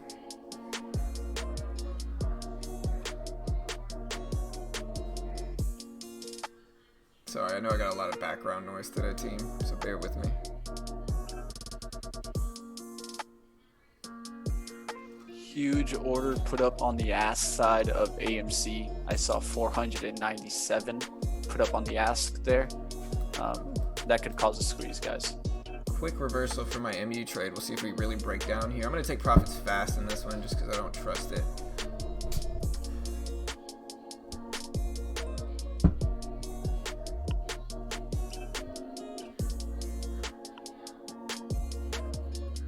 I'm going to take half off there. I just don't like that. I'm holding 200 shares left. Very small trade. Just this reversal is a little bit too volatile for me. So I'm going to protect myself in this. When you drinking? Oh, a kombucha. I'm going to get out here. $10 loss. Very acceptable. Maybe I'll get back in it, but not loving this movement here.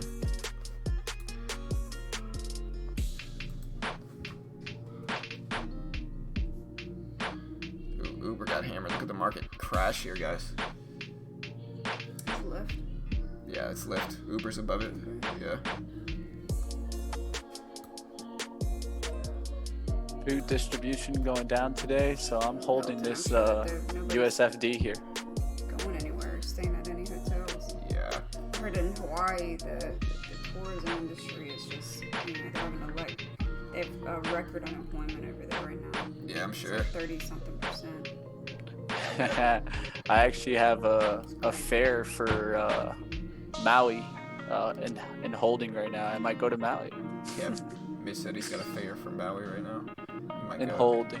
Holding. Yeah, I found a super cheap rate that I was able to do what's called fare lock, where you lock in the rate for like a week. Yeah.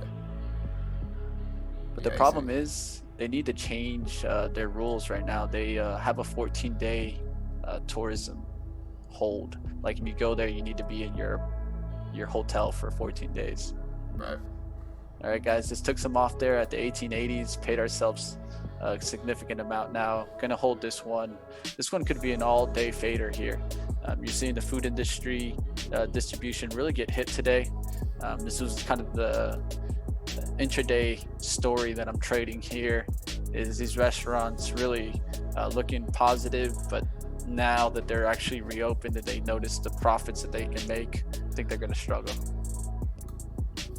Yeah, I ended up getting out of MU just now. I tried shorting it at the bottom, but we just got a big bounce, and then there'll be other plays here that we'll be able to take advantage of. One I really like is Uber is now below, or no, Lyft is now below that big low of the day, and it's crashing down, although I think I'm a little bit late in this one now.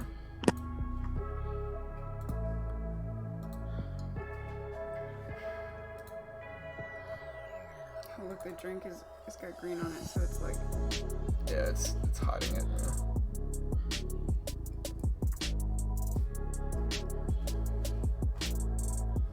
I'm still trying to nail MU. Let me see if I can trade it a little bit more. We'll see. I'm gonna go with 500 shares again on MU here, and I just think it's gonna break down. I'll see if we get a better entry at the top up here.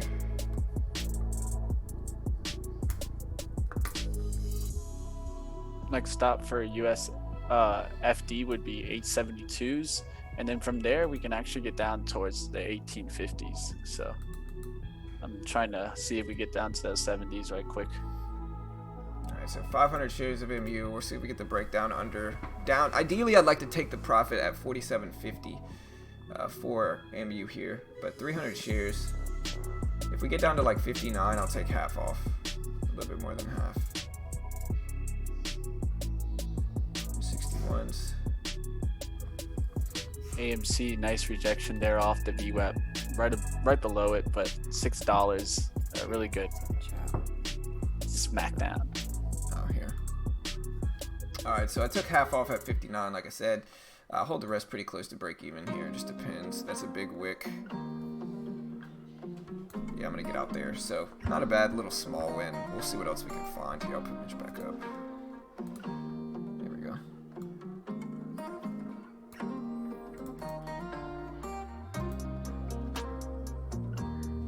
I kind of need this. Here, look, here, look.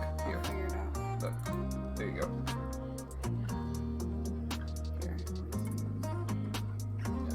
Screen. All right, guys, CNK definitely getting destroyed. Maybe if I held a little bit of shares, we could have got a bigger win, but I'm cool with my 120 win. I kind of rushed towards the early profit into the trade. Just really wanted to take majority of the emotion off the trade. But AMC really rejecting here at the open and looking like the investors haven't got in yet. Thank you, Too Fast Profits. Thank you for that. Happy Mother's Day to your wife.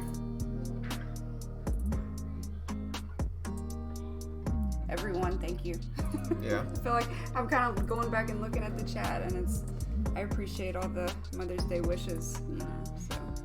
Yeah, I know. Same to everyone. I know Riot's blockchain. That's an OG one.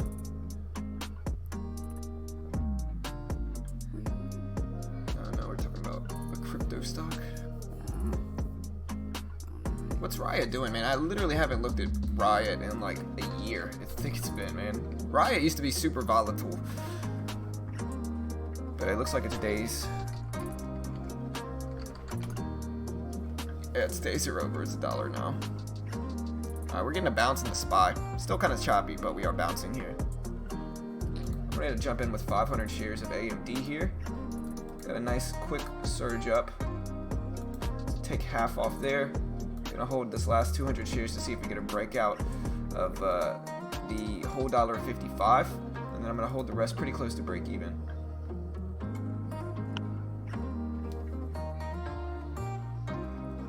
There's 98. All right, guys, seeing a little bit of a bounce back here. If this is bounce back to a little bit more, I might just cut it, take the profit. Oh yeah.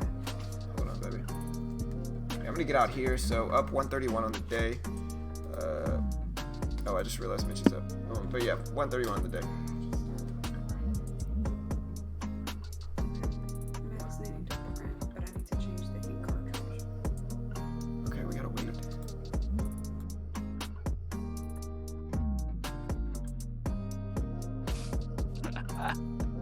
Yo, Sorry. Texas, you my kind of trader, man. My kind of trader.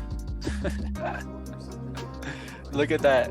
Look, I think the news probably came out, guys, in AMC, guys. AMC just got drilled. And James said Happy Mother's Day. Oh, thank you. Thanks, everyone. Thank you, James. Ooh, yeah, look at AMC.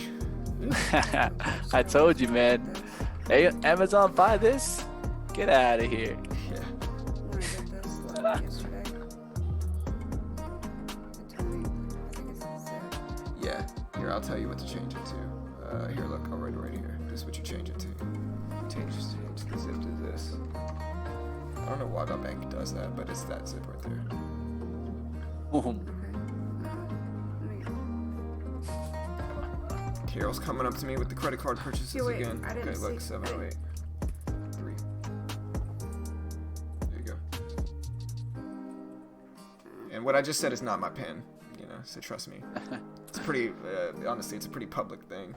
But There you go. AMC now down to the 5s, 20s, guys. Just got slammed on 1 million So shares. is that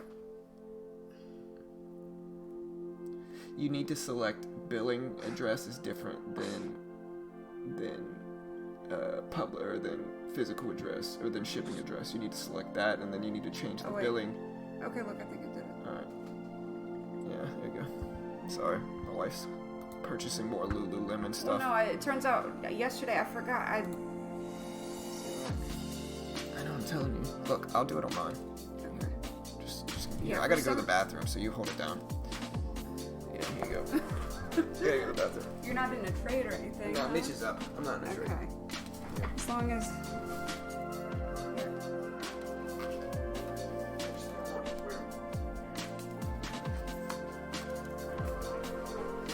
AMC getting destroyed there, guys.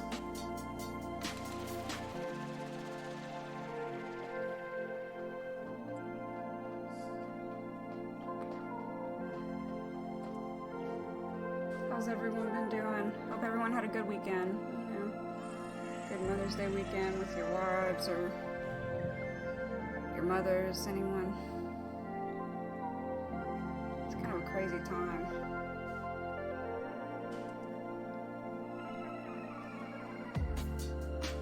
We all, I cooked here, and we had some steaks and some corn and green beans and some mashed potatoes and mac and cheese.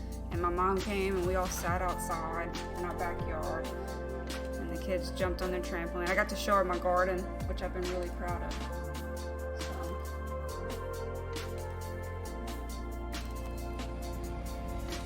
All right, guys. Mitch, if AMC you're just talking, I can't cracking. hear you. No, you're good. No worries. John was like, put the headphones on, and then, I don't know, buddy. Here, we'll look for it in a little bit, okay? Is your Zoom done? Okay. Well, here, I'll be over there in just a second once Daddy gets back.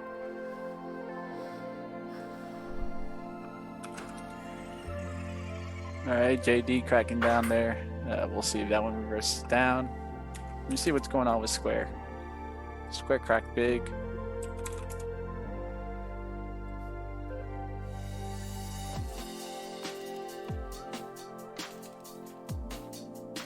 CGC cracking big. Jay, I'm not even gonna try.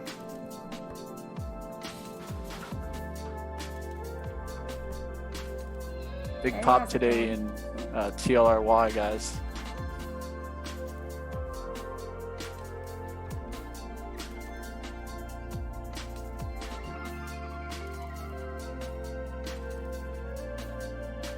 Why is TLRY popping?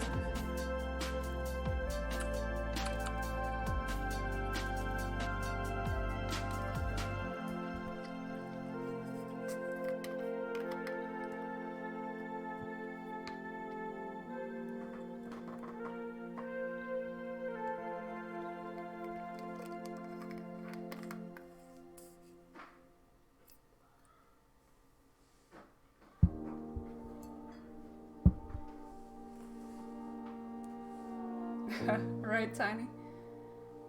Yeah, I'm not even gonna try. I minimized the screen wrong, and I don't know what I'm doing here. Don't know how he's got all this set up, so not even gonna mess with it.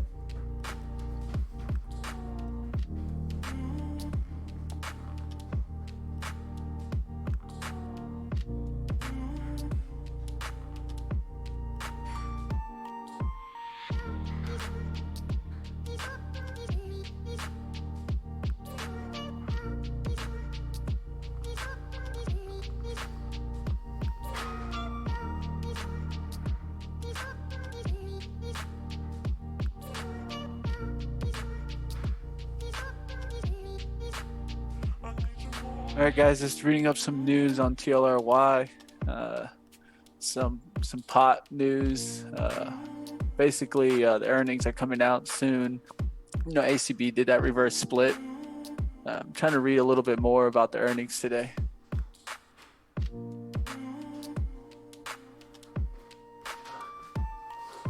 I'm not seeing much there, guys. I think Alright, it stopped at sounds my USFD position, so probably gonna jump back in there. Sure. Here, no, I gotta go do the kids stuff. All right, I'm back. The fun is gone. Oh, wasn't that fun? I don't know what to. No, man, bad advice. Jeremy says just start randomly clicking. Don't do it. I know. I told him Okay. if I minimize something, then I'm basically screwed because I don't know how you got it set up here. I minimize one thing and then the Yeah. screen goes down and No, sir. I'm not It's even not gonna gonna- try here. Yeah, she's not gonna randomly click. No.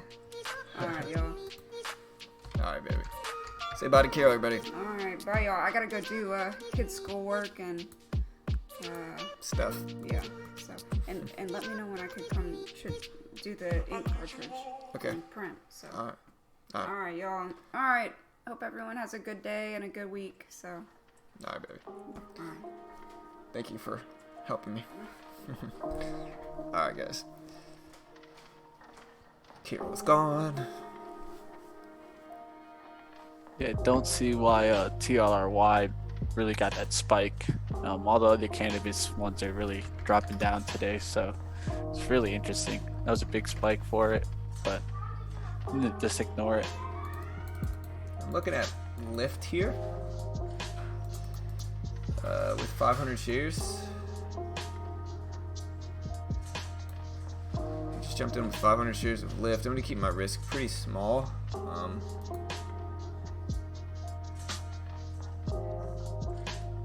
Problem is, my average is not incredible by any means.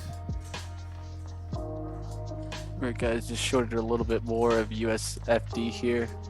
Looking for another fade here. Gonna do a tight risk here above 1910s. 8-cent stop out. And the spread is like 5 cents on Uber. Should be okay though.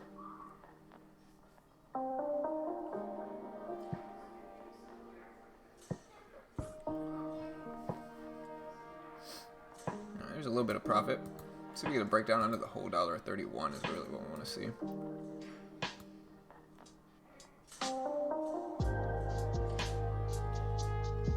Another little pop into the 19s, and I'll probably add 200 shares more.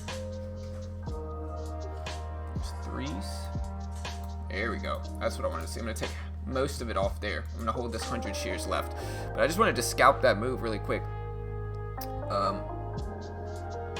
We're going to hold the last little bit down here to see if we get a full breakdown under the whole dollar, and then I'm just going to exit if it pushes back above the whole dollar. That's the plan. Maybe I wanted to take 300 off instead of 400, but it's okay. I'm not going to be mad at myself for taking profit, but I actually mismanaged that a little bit, and that was an error. I didn't mean to take that much off, but it's alright. Still green. Yeah, I'm just going to get out there. So up 160 on the day, 161. Not too bad. We'll see what we can get today, but I don't know if you guys have been watching me, but I've been pretty accurate today. I haven't lost much at all.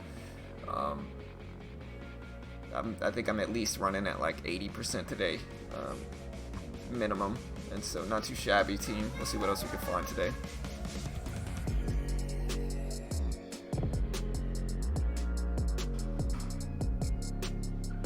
And I hope you guys can see, like, I drew this level out and lift in pre-market this morning, and so I drew this level out. Here.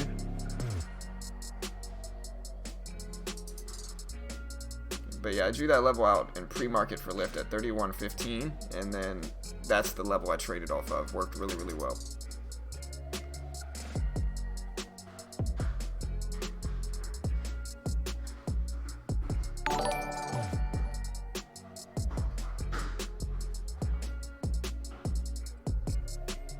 Hey, I appreciate the sub. We got a lot of new subs today, so shout out to everyone who subscribed. Shout out to Garfield, Vladimir, Steve, Doctor. Appreciate the love, team. Welcome. Appreciate it.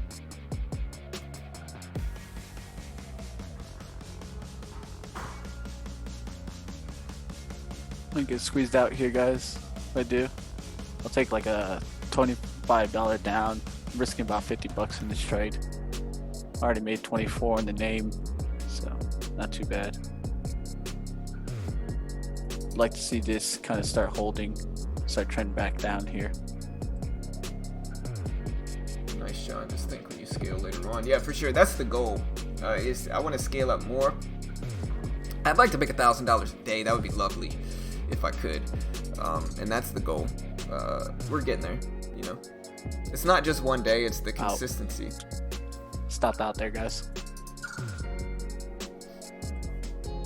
But yeah, it's not just one day, it's the consistency. You know, if you watch all my trades the last few weeks, you know I've been pretty spot on with accuracy and with my trading, and so that is definitely benefiting me so far. And you know, it's been fun to kind of slowly start to get better and better so that I can scale up like this.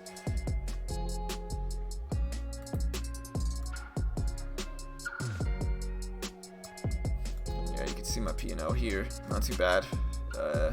I'm not red on any symbol today. Every symbol I'm green. I've had losing trades though, so it's actually a little bit misleading. But I haven't lost on any specific symbol today. But yeah, this is the level I documented in pre-market, and this is the level that's been holding, this 31.15 level. And this is the level I've been scalping into with lift as well.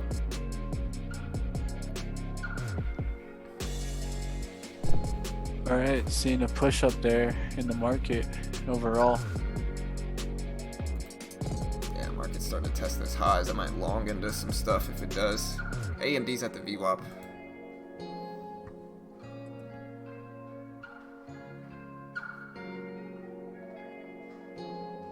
I bet AMC will go back up. Rumors like that don't get away this quick. Yeah, we'll see. I think it's an interesting dynamic for sure. I am done for the day, up 385. Hey, nice, Lorenzo. Congrats, brother. Too Fast says, you guys make me feel so good about my future with trading. Love having a team here that are executing consistently. It really helps with motivation. I've been green for the first time ever, 2 weeks. Hey, nice, brother. Keep it up, man. Good job, dude. Like I said, it's possible, man. And like I said, something I'm really proud of is that, like, I'm verified proof that it's possible to actually be successful. You know, like regardless of anything else. Like, you can look at my P&L at the end of every day and see that I end green. And so, you know, it is possible to consistently profit. It just takes years to do. And most people that end up being public with everything like me don't end up doing it like that. No, it's blank. Okay.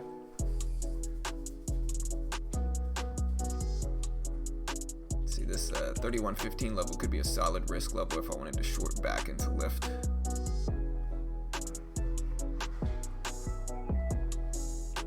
Mitch has been trading AMC Duarte. Alright, so market is popping up over highs here.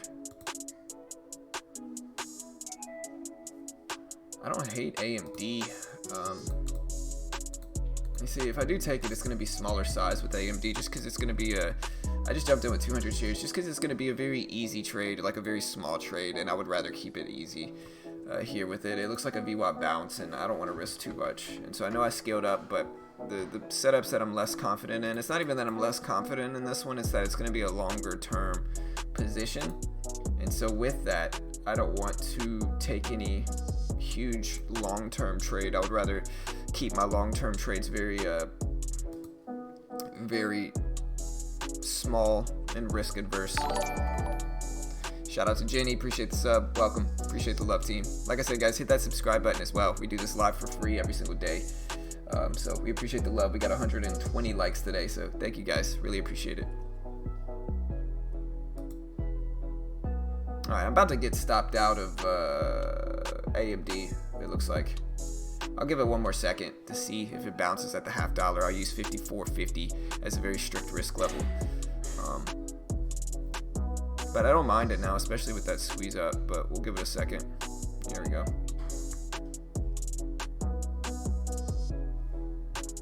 Ooh, big turn down in the market. That's my cue to exit this one, I think, guys. I'm gonna get out for a $12 loss there, $150 up on the day. The market squeezed down pretty big. You win anything, Mitch? About to. Okay. Stick a little bit in USFD again. Got short there at 1905. It looks like I got a 1904 fill. Not too bad. I'm looking for a bounce here to add. If not, let it wash out.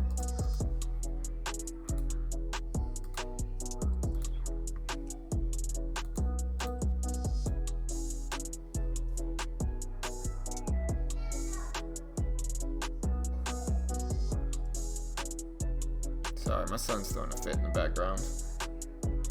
Happens to the best of us, man. Yeah.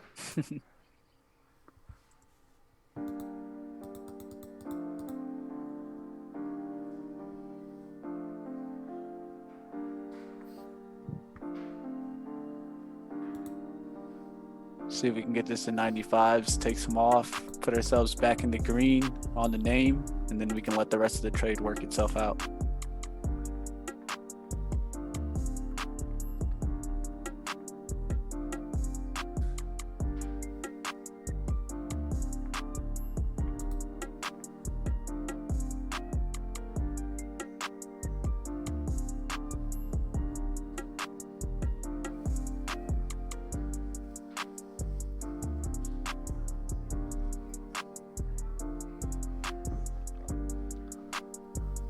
Right, looking good here.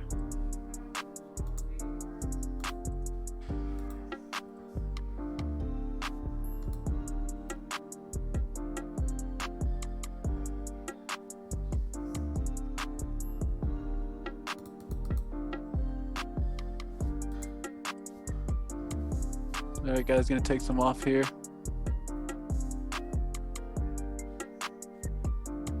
Took 300 off there, guys. We'll leave the last 200 there.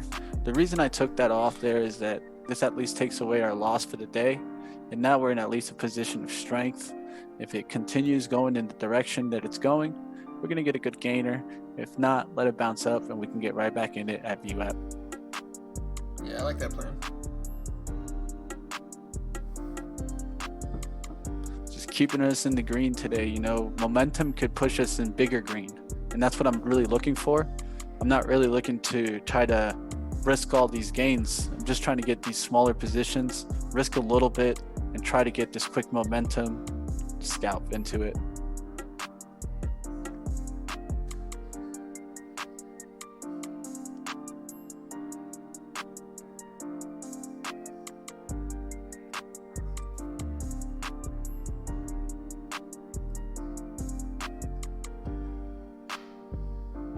It's a big red candle now in the 5 minute, and it could just break through those 80s, head down towards the 1850s. So holding on to those last little bit of shares. How many wins in a row? I don't know. Do you mean like day wins? Like on a daily basis? Do you mean like on a trade basis? I lost like a trade ago, so my streak is like 1 right now for day trades. But if you're talking about on a daily basis, like how many days have I been green in a row? It's been a lot.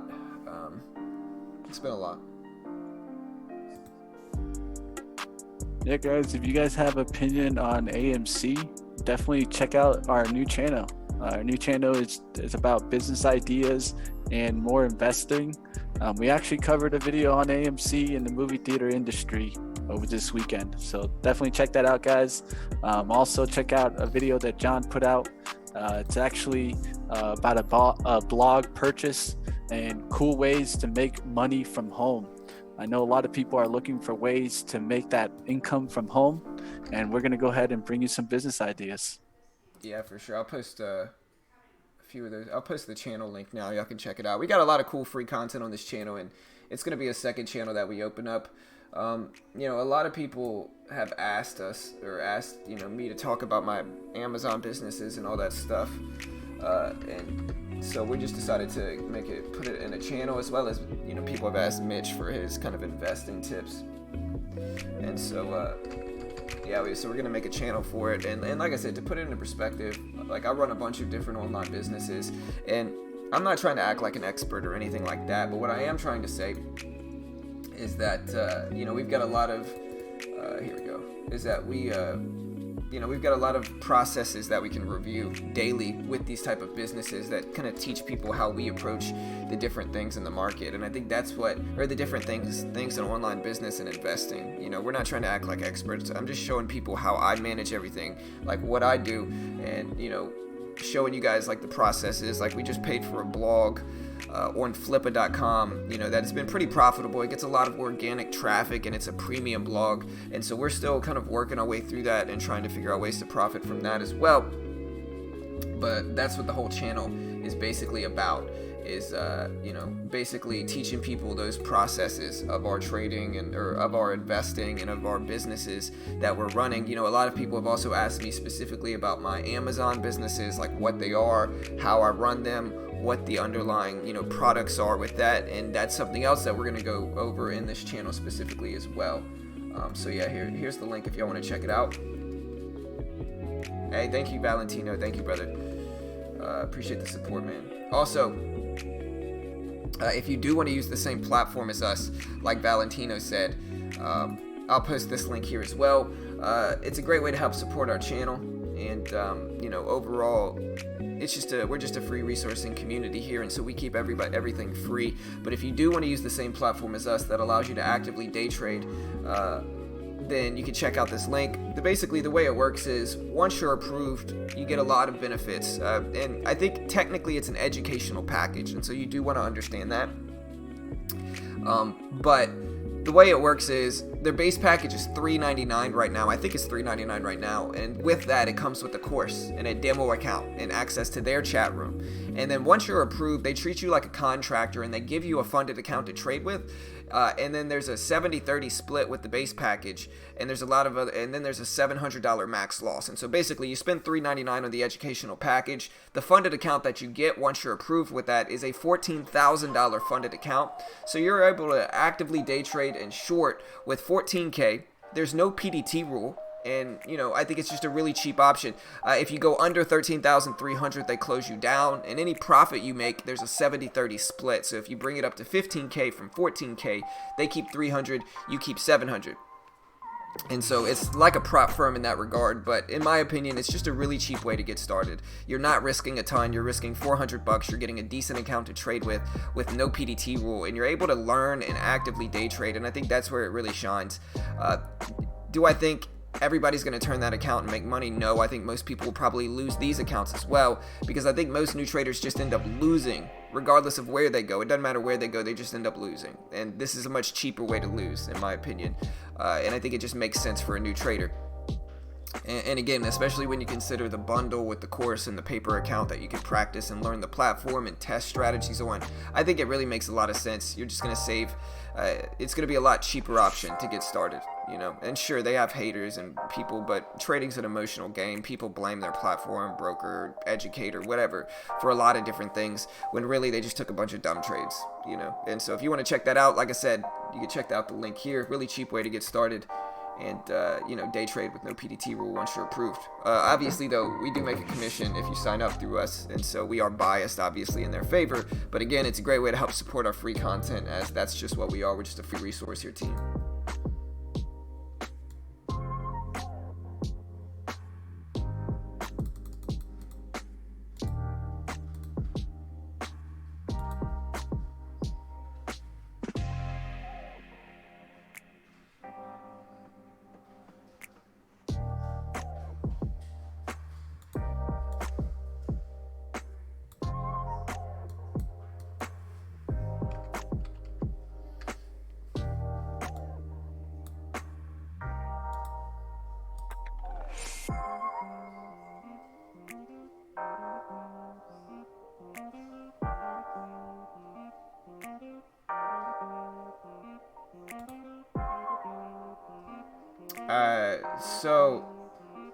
Yes. So it goes up as you make money.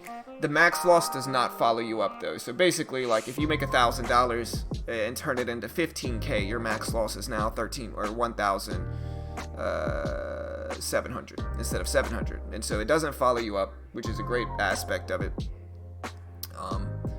Yeah. So yeah, that's basically how it works. Like, it doesn't follow you up. Or the max loss doesn't follow you up, but any increase in buying power is going to benefit you as well. Like, if you make $1,000 net, you got more buying power after that. Yeah, and there's some flaws to it. I mean, obviously, it's not the perfect platform. Like, there are some flaws. Like, specifically, if you trade penny stocks, there's not many penny stocks that are tradable.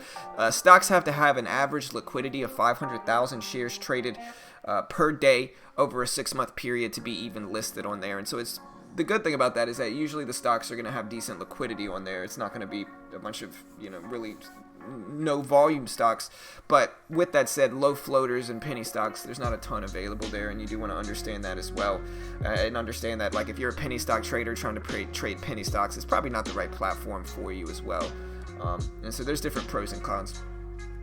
There are commissions on there as well, so you do have to pay commissions.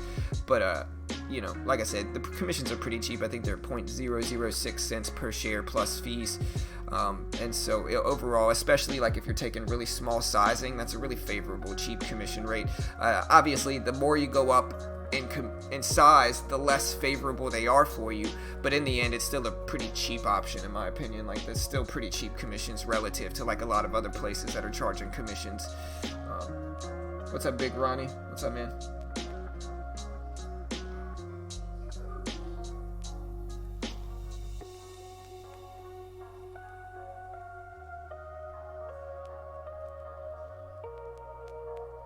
Yeah, market's just been kind of consolidating here, back and forth, back and forth. Yeah, guys, USFD breaking down there. We'll see if it continues to head down. But definitely, guys, if you guys like to see that John and I are sizing up and taking bigger swings, hit the like button, support this channel. Yeah, for sure.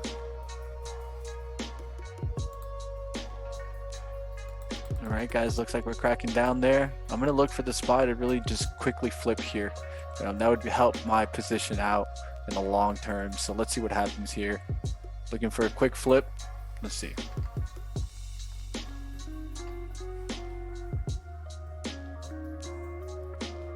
I'm gonna wait, maybe see if we get some momentum from the SPY. But a lot of stuff's kind of choppy right now. Waiting for some breaks, I guess.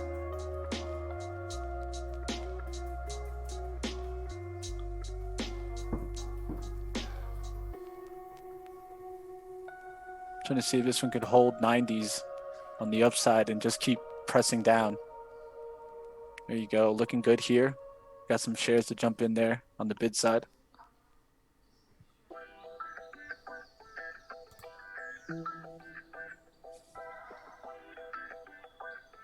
A lot of places don't even charge commissions anymore. Yeah, but the ones that are free commissions, you're going to be restricted by the PDT rule. And so, like, yeah, like, there's commissions, and that's what I'm saying. Like, that is one of the flaws of it. But, like I said, in the end, the places that don't charge commissions are usually the one that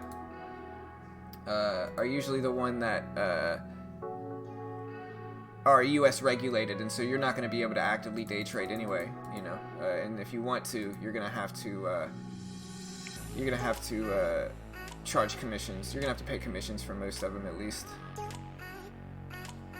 Yeah, you see, the key here is getting out of the pattern day trading rule. Really, at the end of the day, if you're gonna be a day trader, you're gonna want to get outside of that PDT rule. Yeah, for sure.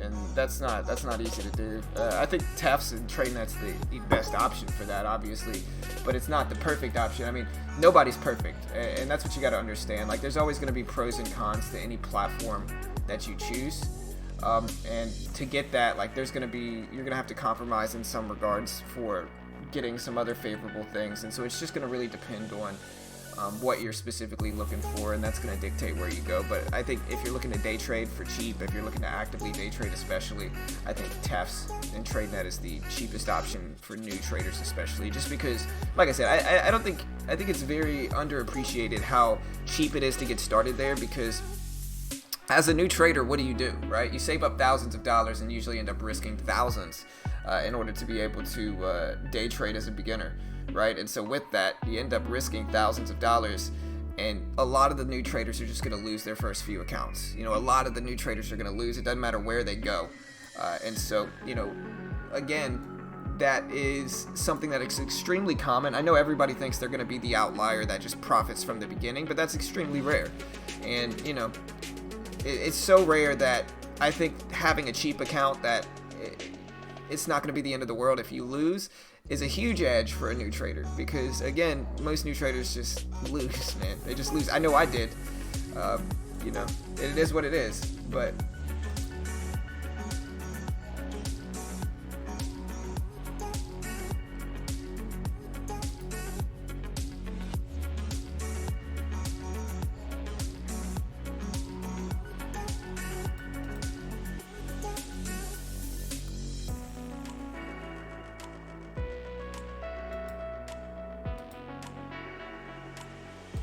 All right, guys, gonna pay attention to see what happens here with the SPY. If we get a rejection off this 291.40s again, the VIX starting to hold down the bottom at 34.50s. We'd need to see that hold there.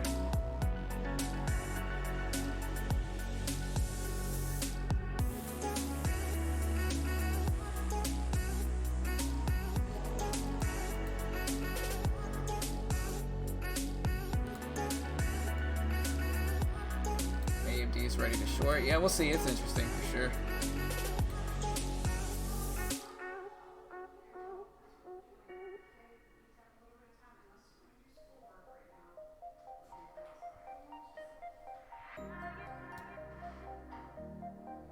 Haha. Hey, well, stay safe, bro. Yeah, just take it slow, Age. That's the best advice I can give you. Yep, this is the best advice anyone could give you in trading, really. Yeah, just take it slow, man. It's not gonna. Listen, I know everybody wants to believe that they're that outlier that just starts turning a $500 into $1 million in 6 months trading time. You know, but that's extremely rare, and if it ever happens at all. And so, just take it slow, brother. You got this, man. Just don't, you know, just learn from it. The best thing you can do is just learn from your account, man. That's the best thing any new trader can do.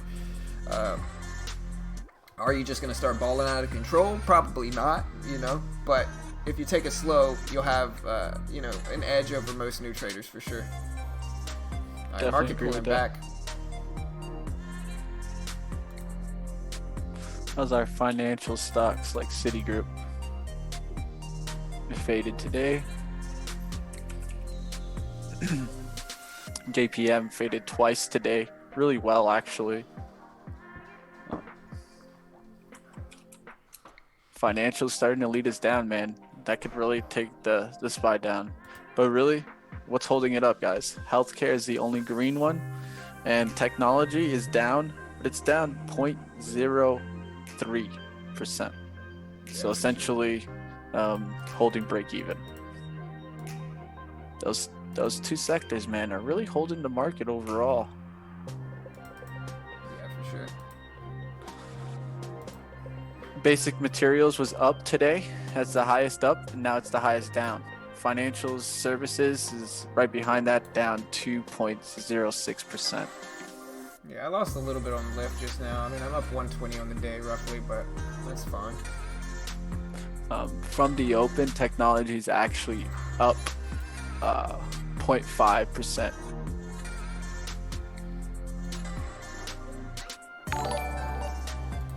Hey, appreciate the sub, but Natalie, thank you, man. Appreciate it.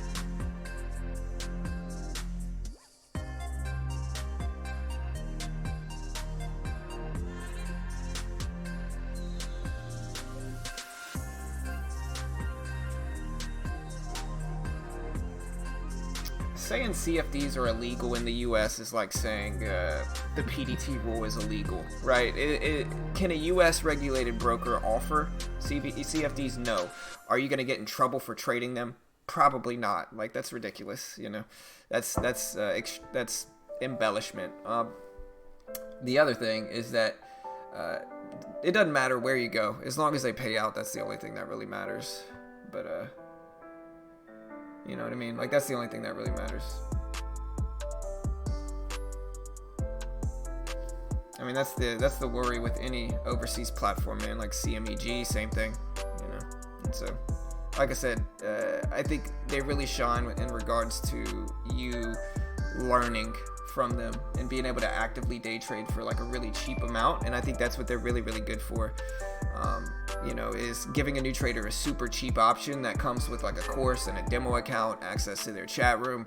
I think that is where they really shine because it's just super cheap to get started. You know, the whole thing's technically an educational package anyway, but I think that is super favorable for a new trader where they can risk less and not lose a ton of money. Because again, like if you don't like TEFs and TradeNet, what are your other options as a brand new trader? Like seriously, what are your other options? Like you can go to CMEG Group and get eaten alive with just your platform fees alone. You can go to a US regulated broker, but then you're going to be restricted by the PDT rule. You're not going to be able to actively trade. If a new trader has to save up 25 grand just to day trade their first day trading account, you're basically ensuring that they're going to lose their first day trading account. And so what other option is there? There is no better option in my opinion. You know what I mean? Like, that's what new traders are left with. And I think that TradeNet and TEFs give traders a cheap option that is necessary in the trading world, you know, and people can hate on them. They can say CFDs or whatever. Like, the entire Forex market trades CFDs, you know, but people act like it's just a terrible thing. It's ridiculous. In the end, like I said, it's just a cheap way to get started for sure. And you're not risking a bunch. You know, is it perfect? No. But it's cheap, and it gives traders a cheap option to really learn where they're not risking a ton with their first account. And I think that's a very necessary thing in the trading world that we don't get very often, you know? Yeah, definitely. At the end of the day, you guys will do research.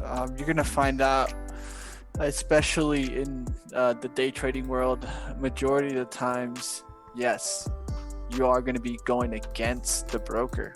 And that's normal. Yeah. I really don't know if that's the case here. Reason why, you would have to have access to Colmex, and I don't have access to their data to tell you that. But at the end of the day, I can tell you that majority of the times, you're always going to have someone taking the opposite trade.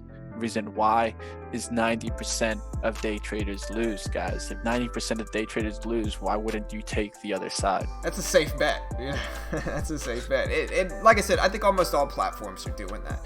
You know, in the end, people, like I said, they dramatize everything, but like the reality is, what's the better options? Like, whenever I talk about that, nobody ever says anything because there isn't any better options. You know, it is what it is. Like I said, are they perfect? No. Do they allow you to day trade for cheap and give you a lot more stuff relative to all the other platforms? Probably. And, you know, in the end, that is an objective truth that you can't really argue with. You know, SureTrader, for instance, let's look at SureTrader. Everybody promoted SureTrader, right? Everybody used SureTrader. Nobody, you know, was SureTrader the best platform? No. Did SureTrader take the other side of your trades? Absolutely. You know, why do you think they had so many shorts available on SureTrader? It's because they were making a market for your shorts. And so the point behind that is that it's not uncommon.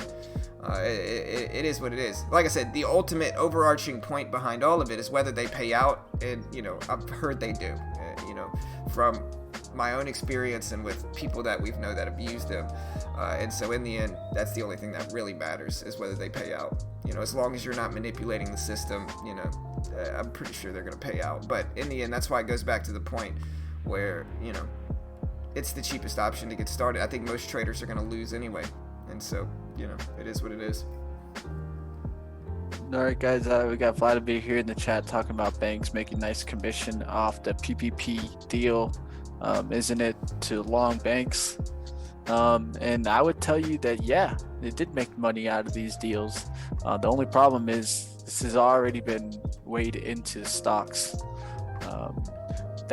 That was weighed in when it came out a long time ago, and I think that's what popped these financial stocks up. They still have major concerns in their debt, whether it may be corporate debt, whether it may be housing debt. A lot of these bigger banks, they have really big debt concerns in the long run. And so that's what you're seeing, these financials start coming back down.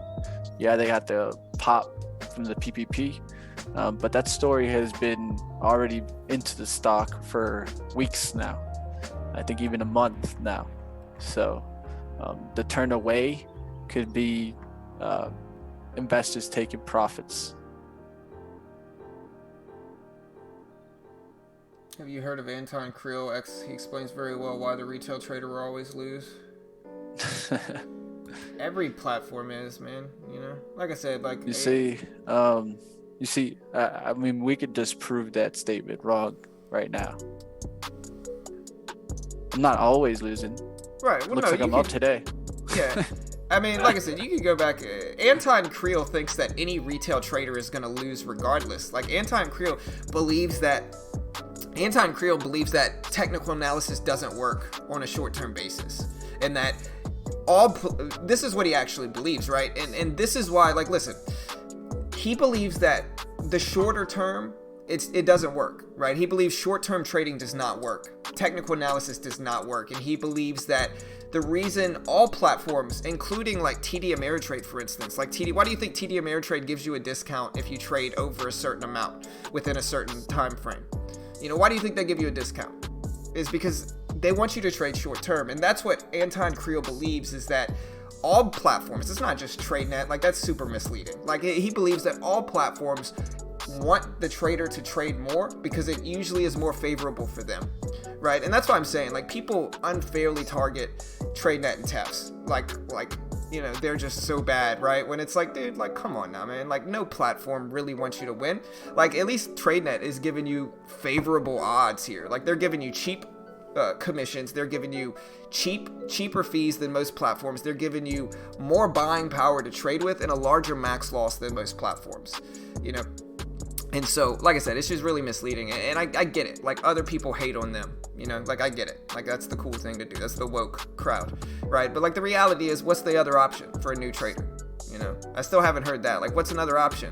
If you're going to say go to a US regulated broker, that's going to take so long to learn to day trade. Like, if you want to day trade, if you're going to say don't day trade, then why are you here? We're day trading anyway. That's what we do. Regardless of any of it, and I think this is an interesting topic. Regardless of any of it, it's a cheap option to get started. Do I think most traders will probably lose? Most likely, just like I think most new traders are going to lose anywhere else, right? But I think it's a lot cheaper to lose there, where you can actually get your feet wet and learn how to trade without risking thousands of dollars like you would on any other platform. And I think that edge is undisputable. No matter what anybody wants to say, that's the cheapest option you got for a new trader. And so people can hate, but in the end, where else should they go?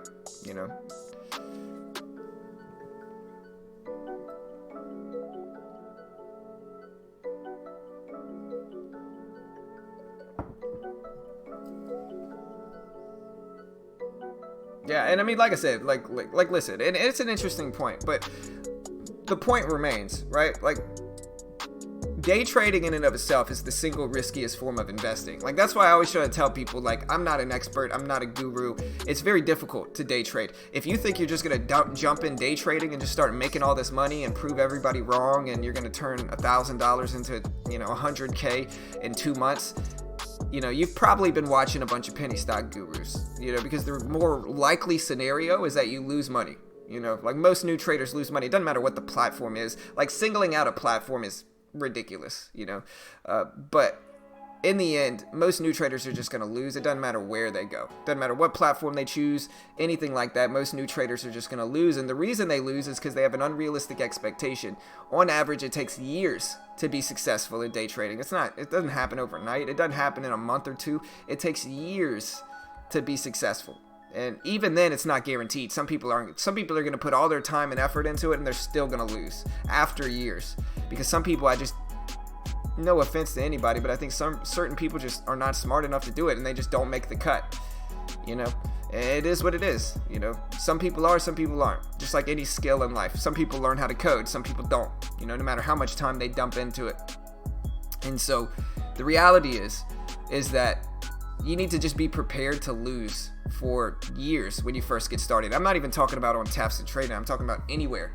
You just need to be prepared to lose. And I think a lot of times people are pumping up unrealistic expectations, not even TEFs and TradeNet, because they're less sleazy about it, but like a lot of people pushing out Lamborghinis and prop money they've ordered off of eBay and mansions, which is all nonsense.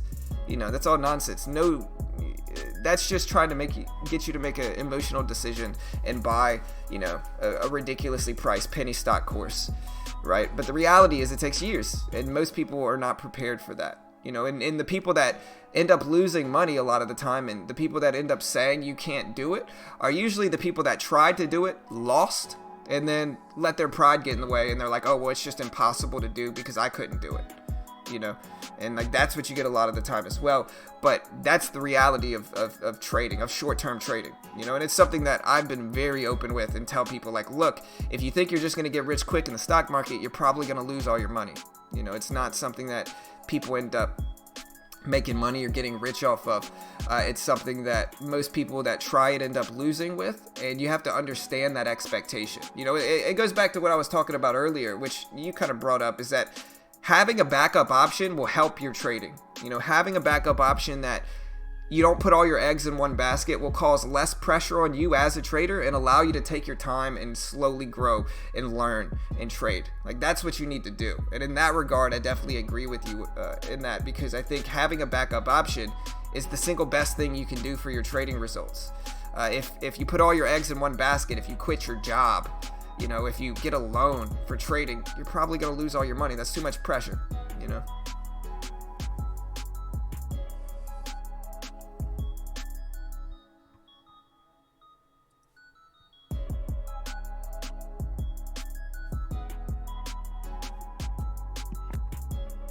Yeah, somebody said Anton Creel is another hack pushing trading courses. Yeah, and like I said, that's usually the people that talk bad about different stuff. But what I'm trying to say here is that it's like, listen, I think TradeNet and TAFS are the least sleazy. Whenever you pay for something on TradeNet and TAFS, it's not just a course, but it's an entire bundle of things that will benefit a new trader, right? So like, yeah, people hate on them. Trading's an emotional thing. People lose money. You know, so what do? They lose their account because they took a bunch of dumb trades. They go talk smack about their broker. They talk smack about people like me, like educators. They talk smack about YouTubers, whomever, right? Because it hurts too much to be accountable to themselves, right? It hurts too much for them to say, you know what, I took a bunch of dumb trades and lost my account. You know, but no, instead it's my platform's fault, or no, instead it's John's fault on YouTube, you know, or whatever. Right? Like, that's what the reality is. Like, go look up the reviews for SureTrader when it was around. You know, go look up the reviews for UStockTrade. Go look up the reviews for anything. You know, you're going to see a bunch of bad reviews because, again, trading's super emotional, man. Trading, it's never fun to lose money. You know, doesn't matter where you go. But it's the most common thing. And so, again, TAFS and TradeNet give people a cheap option where you lose your TAFS account, you lose $400, you know. It's a lot cheaper than what usually happens, which is saving up thousands and losing thousands, you know. And I think in that regard, they're not sleazy. They don't flash Lamborghinis and fake money and prop money ordered off of eBay. They just teach people what works for them, which is what I would suggest anybody do if you're trying to teach people anything. It's just not claim to be an expert. I'm not an expert. You know, I'm not a guru. I just teach people what works for me. And I think that is what people need to see, because everybody has a different personality in trading, to where what works for me might not work for you in that regard. And you got to understand that. Sorry for the rant, you know, but I think that's something people need to understand and hear.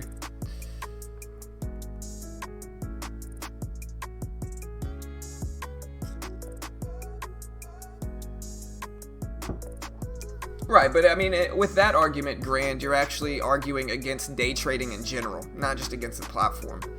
You know, you're arguing against day trading in general, which, listen, I'm right there with you. I think a large majority of people are going to lose money in trading, and I think that is an objective fact. A large majority of people are going to lose money, but that is not an argument against the platform. That's just an argument that most people are going to lose, and that's an objective fact. Do I think it's possible to be successful? Yes. Do I think most people are going to be successful? No. I think most people are going to lose, and you know, nobody likes to lose, you know. But I think you can go back. For instance, look at this. Like, go back and watch my streams every day and look at my P&L at the end of each stream.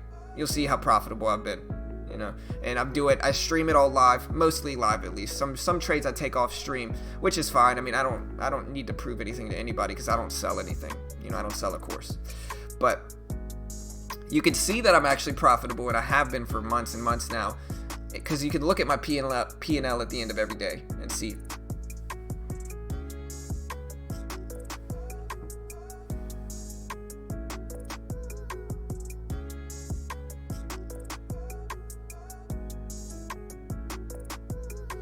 Alright guys, seeing that crack after that VWAP touch there in USFD. I think this one's going to eventually crack big here. No, it's good to hear different perspectives. Yeah, for sure. Yeah, like I said, I'm not mad at you. I just think, like, listen. I think the reason we push them is because I think it's the cheapest option that new traders need. You know, do I think traders are going to win on them? Probably not. Just like most new traders are going to lose everywhere else they go. Any other platform they choose, they're probably going to lose, right? But it's the cheapest option, you know, and I think really it's the cheapest option that allows you to actively day trade. Is it perfect? No. No platform is, you know.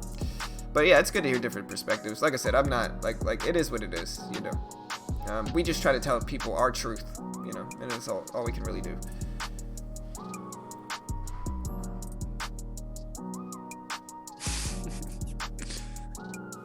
I think we have an official hater. Who?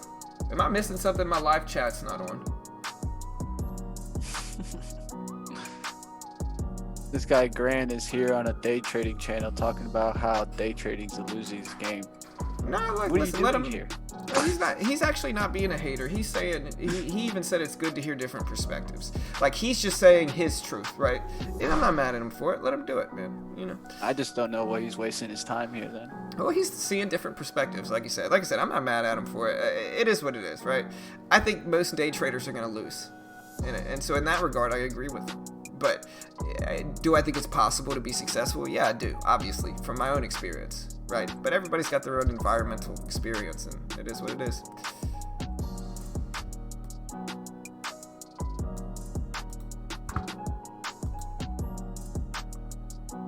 Uber, I think the important level on Uber is 31.15. I think that's the big level that we gotta watch.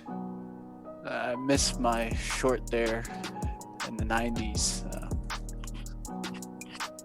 Trying to short USFD again.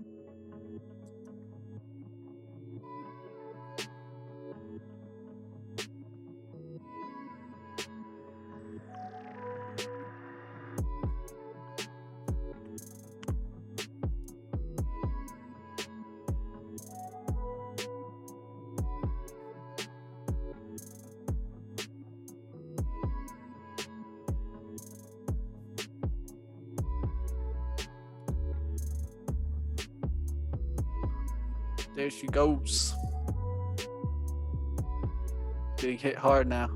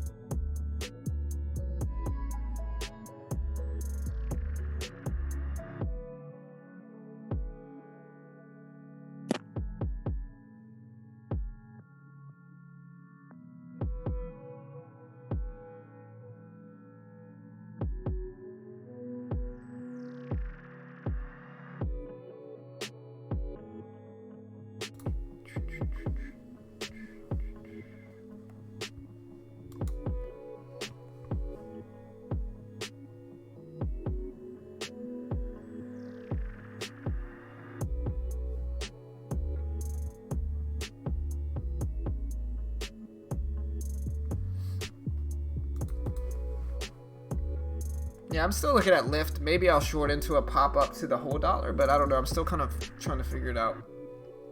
Like I said, here's my P&L on the day. I'm not red on any symbol specifically. I've made money on every single symbol I've traded, but we'll see what today goes, how the rest of the day goes. I might hang it up. We'll see.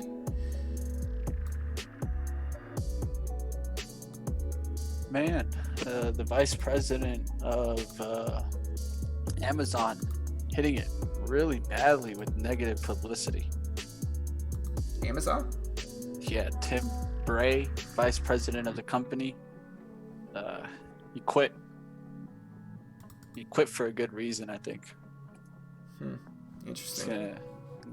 I don't think it's the short-term effect, long-term effect, but definitely look into it. I think this might cause a long-term effect in Amazon. Amazon is a little bit extended.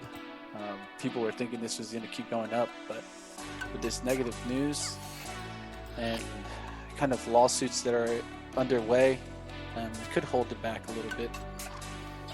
Pretty much wrote that he quit because of several workers who were publicly criticized the company and they were fired. He says that the dismissals are evidence of a vein of toxicity running throughout the company's culture. That's as negative as it gets.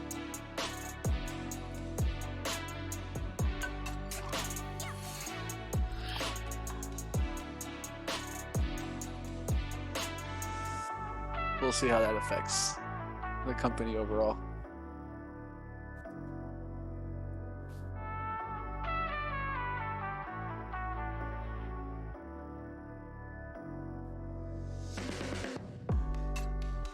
Alright guys, I missed that last pop-up to the VWAP on USFD. Wanted to get short at VWAP again. Wasn't able to get that pop-up and get in there again at 19s. Watching it break down through the low now, heading towards the 80s. Looks like it's going to crack, but let's see what happens here. See if we get a volume spike. Or maybe even a crack down of the SPY to show us the leading way.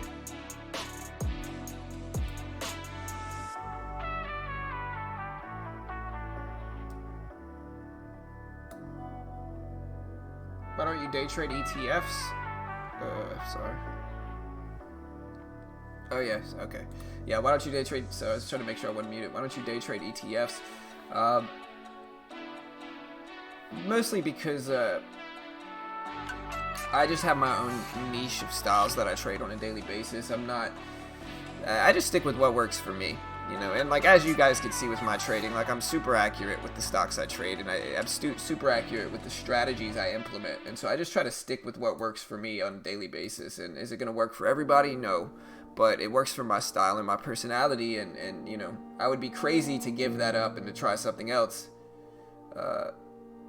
I'd be crazy to say, hey, I know this is working for me, but I'm gonna go trade something else. You know, and I think everybody has their own style, their own niche in the market.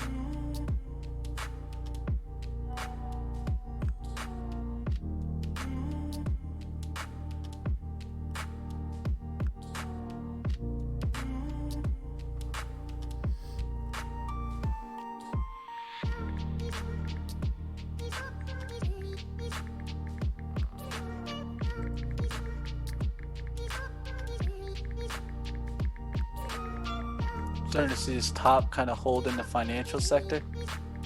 Trying to see if we're going to get a push right back down here. Alright, so hold on. Alright, so I'm shorting into Lyft with 1,000 shares just covered. Oh, my bad. Hold on, to put myself up. All right. Take a little bit more here at 92s, and then I'm going to hold this 200 shares, see if we get a full breakdown down to like 85s or so, ideally a lower the day break, down at like 82s, 83s. We're at 90s right now. Short city, guys, short city. We're at 90s, holding 200 shares left. Here we put up Lyft. Yeah, Lyft, it was just a rejection of the whole dollar up here, which is what I shorted into. I can try to hold the rest break even.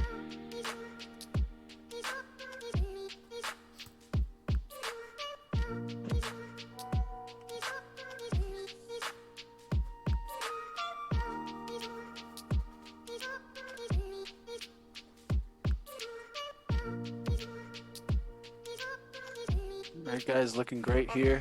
Now we're down towards the 30s. Let's see if this could really start moving here. Would like to see the SPY reject and start going red here. Oh, are you in a trade? Yeah, I'm in C. Oh, my bad. Citigroup. Shorting Citigroup here, guys. Alright guys, just took 200 off just to pay ourselves, got ourselves another 20 bucks, give ourselves an ability to either let this one crack down and give us another 30, 40 bucks, make another 50 bucks. Or this one comes back up and we can get out. It's more of a momentum play for it to come right back down through the VWAP, through down below to the low of the day, which is 44. Alright, I just took half off of that position on Lyft, still holding 100 shares, and we're getting a beautiful breakdown under that 30.85 level I talked about on Lyft. But yeah, I took half off there. I'm probably going to get out the rest here. Yeah, I'm going to get out the rest there. So $211 day. Like I said, people could say short-term trading doesn't work, but like this is my P&L for the day, you know, and this is what my P&L looks almost every day, you know, and so that's what I'm saying. It's not that it's impossible to day trade short term, but it has a steep, long learning curve. But if you learn it, that'll be a skill you'll have, but it takes a long time. Let me put Mitch up. Seeing the SPY reject to get above that 291.36. It's kind of the level I'm watching now. No worries.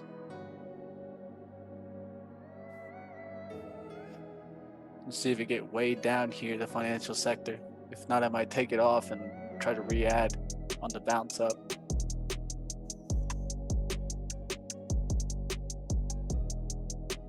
So you guys heard me talk about the financial sector. I was able to get it on the VWAP, look for one of my strategies, and was able to nail it down there.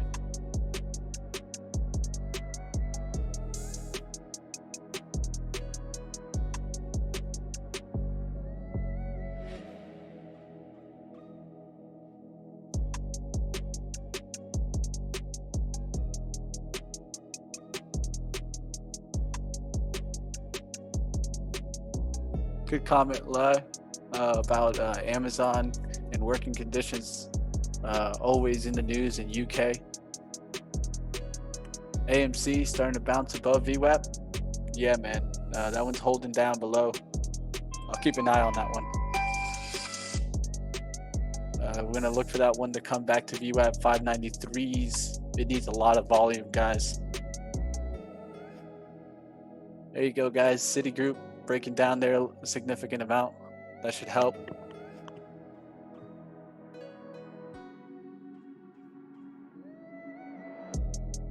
Bouncing back a little bit here. Trying to see if it's going to head towards this 44 immediately, if not just take it off some.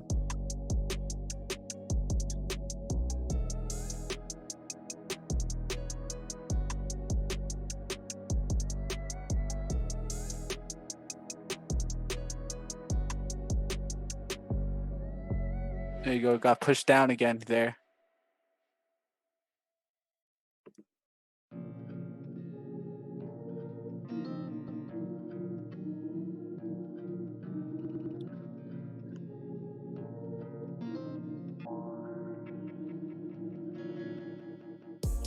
All right, SPY just pushed above it there, guys. So I'm gonna cover there, just because I'm seeing the SPY push above there. It could flip for me, but I think this might bounce back here. I just covered there, took some profit, took that $35 win. Not a bad win there. Only 300 shares when I got in here, and the risk was only 10 cents. So at least took that over that 1-to-1 profit there. Yeah, not too bad, bro. Yeah, but I hit my $200 goal, 211 bucks. We'll see what else we can get. It's been a good few days, man. We'll see what we get, but yeah, like I said, guys, you want to use our platform. It is a good way to help support us. Like I said, though, like we try to be honest about it. Like, is it the perfect platform? No, but it's a cheap platform. It's a good way to help support our channel as well. So if you want to check them out, here's the link. We do make a commission if you sign up through us, but it's a cheap way to get started. And like in the end, like I said, what you really want to understand about these packages is that technically they're educational packages, right? So it's a course and a demo account and a chat room access, and then basically you become a contractor for them, and they allow you to trade their account. So it's like you're not trading your account, you're trading their account, right? And there's a profit split because of that. And so it's like for $400 you get to trade a decent sized account. Is it your account? No, but you're getting 14,000 to trade with no PDT rule, and you can short, which you usually need a margin account to short. And I think in that regard it's super cheap. Is it, do I think most traders are going to win? No. I think most traders are just going to lose, because most traders lose money anyway, no matter where they go. But it's a lot cheaper to lose this than it is to save up. And, a lot of times, like, for a minimum deposit, for new traders, they're going to save up like tens of thousands of dollars, right? A lot of people put like 5 to 10K as their first account and then lose that. And so I think this is a cheap way, objectively cheap way to get started, where you're risking much less than you would have to. And I think in that regard is where it really shines and it makes the most sense.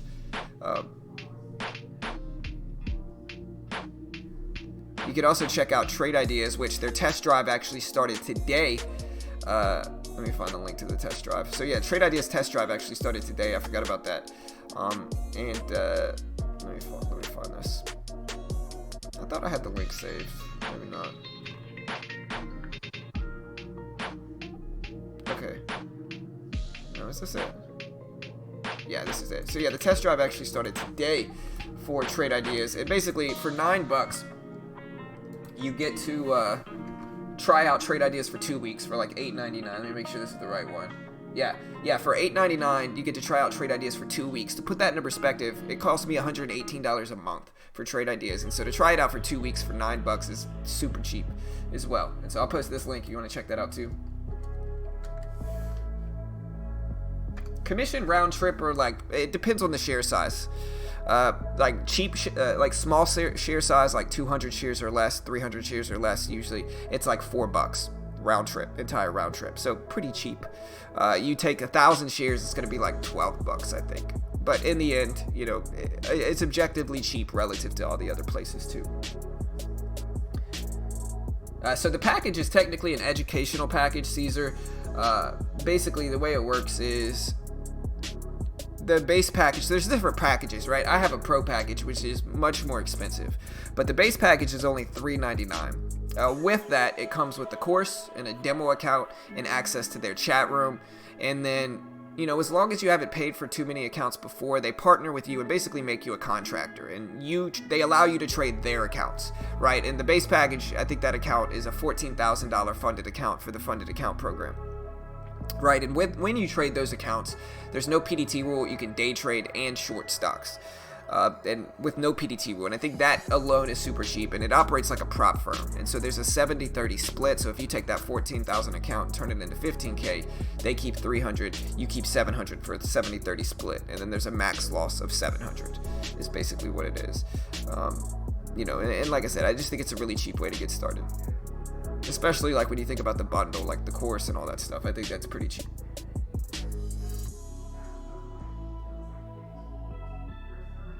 I am building small long-term positions, shorting the market. Hey, we'll see what happens. I don't know whether I'm long biased or short biased in the overall market.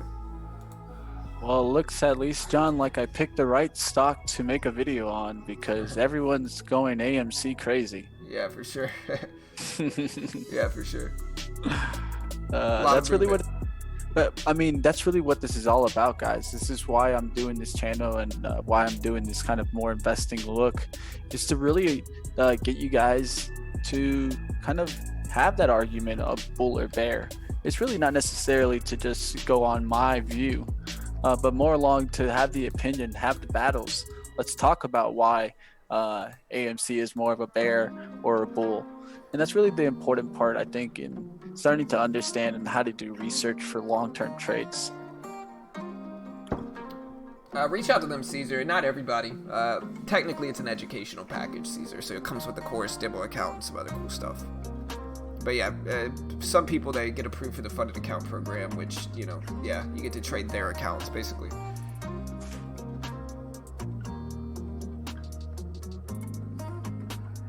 SPY ripping up here. Ripping up big. Yeah, it broke that big resistance I was watching on the 15-minute, and it's starting to get some juice. Yeah, for sure.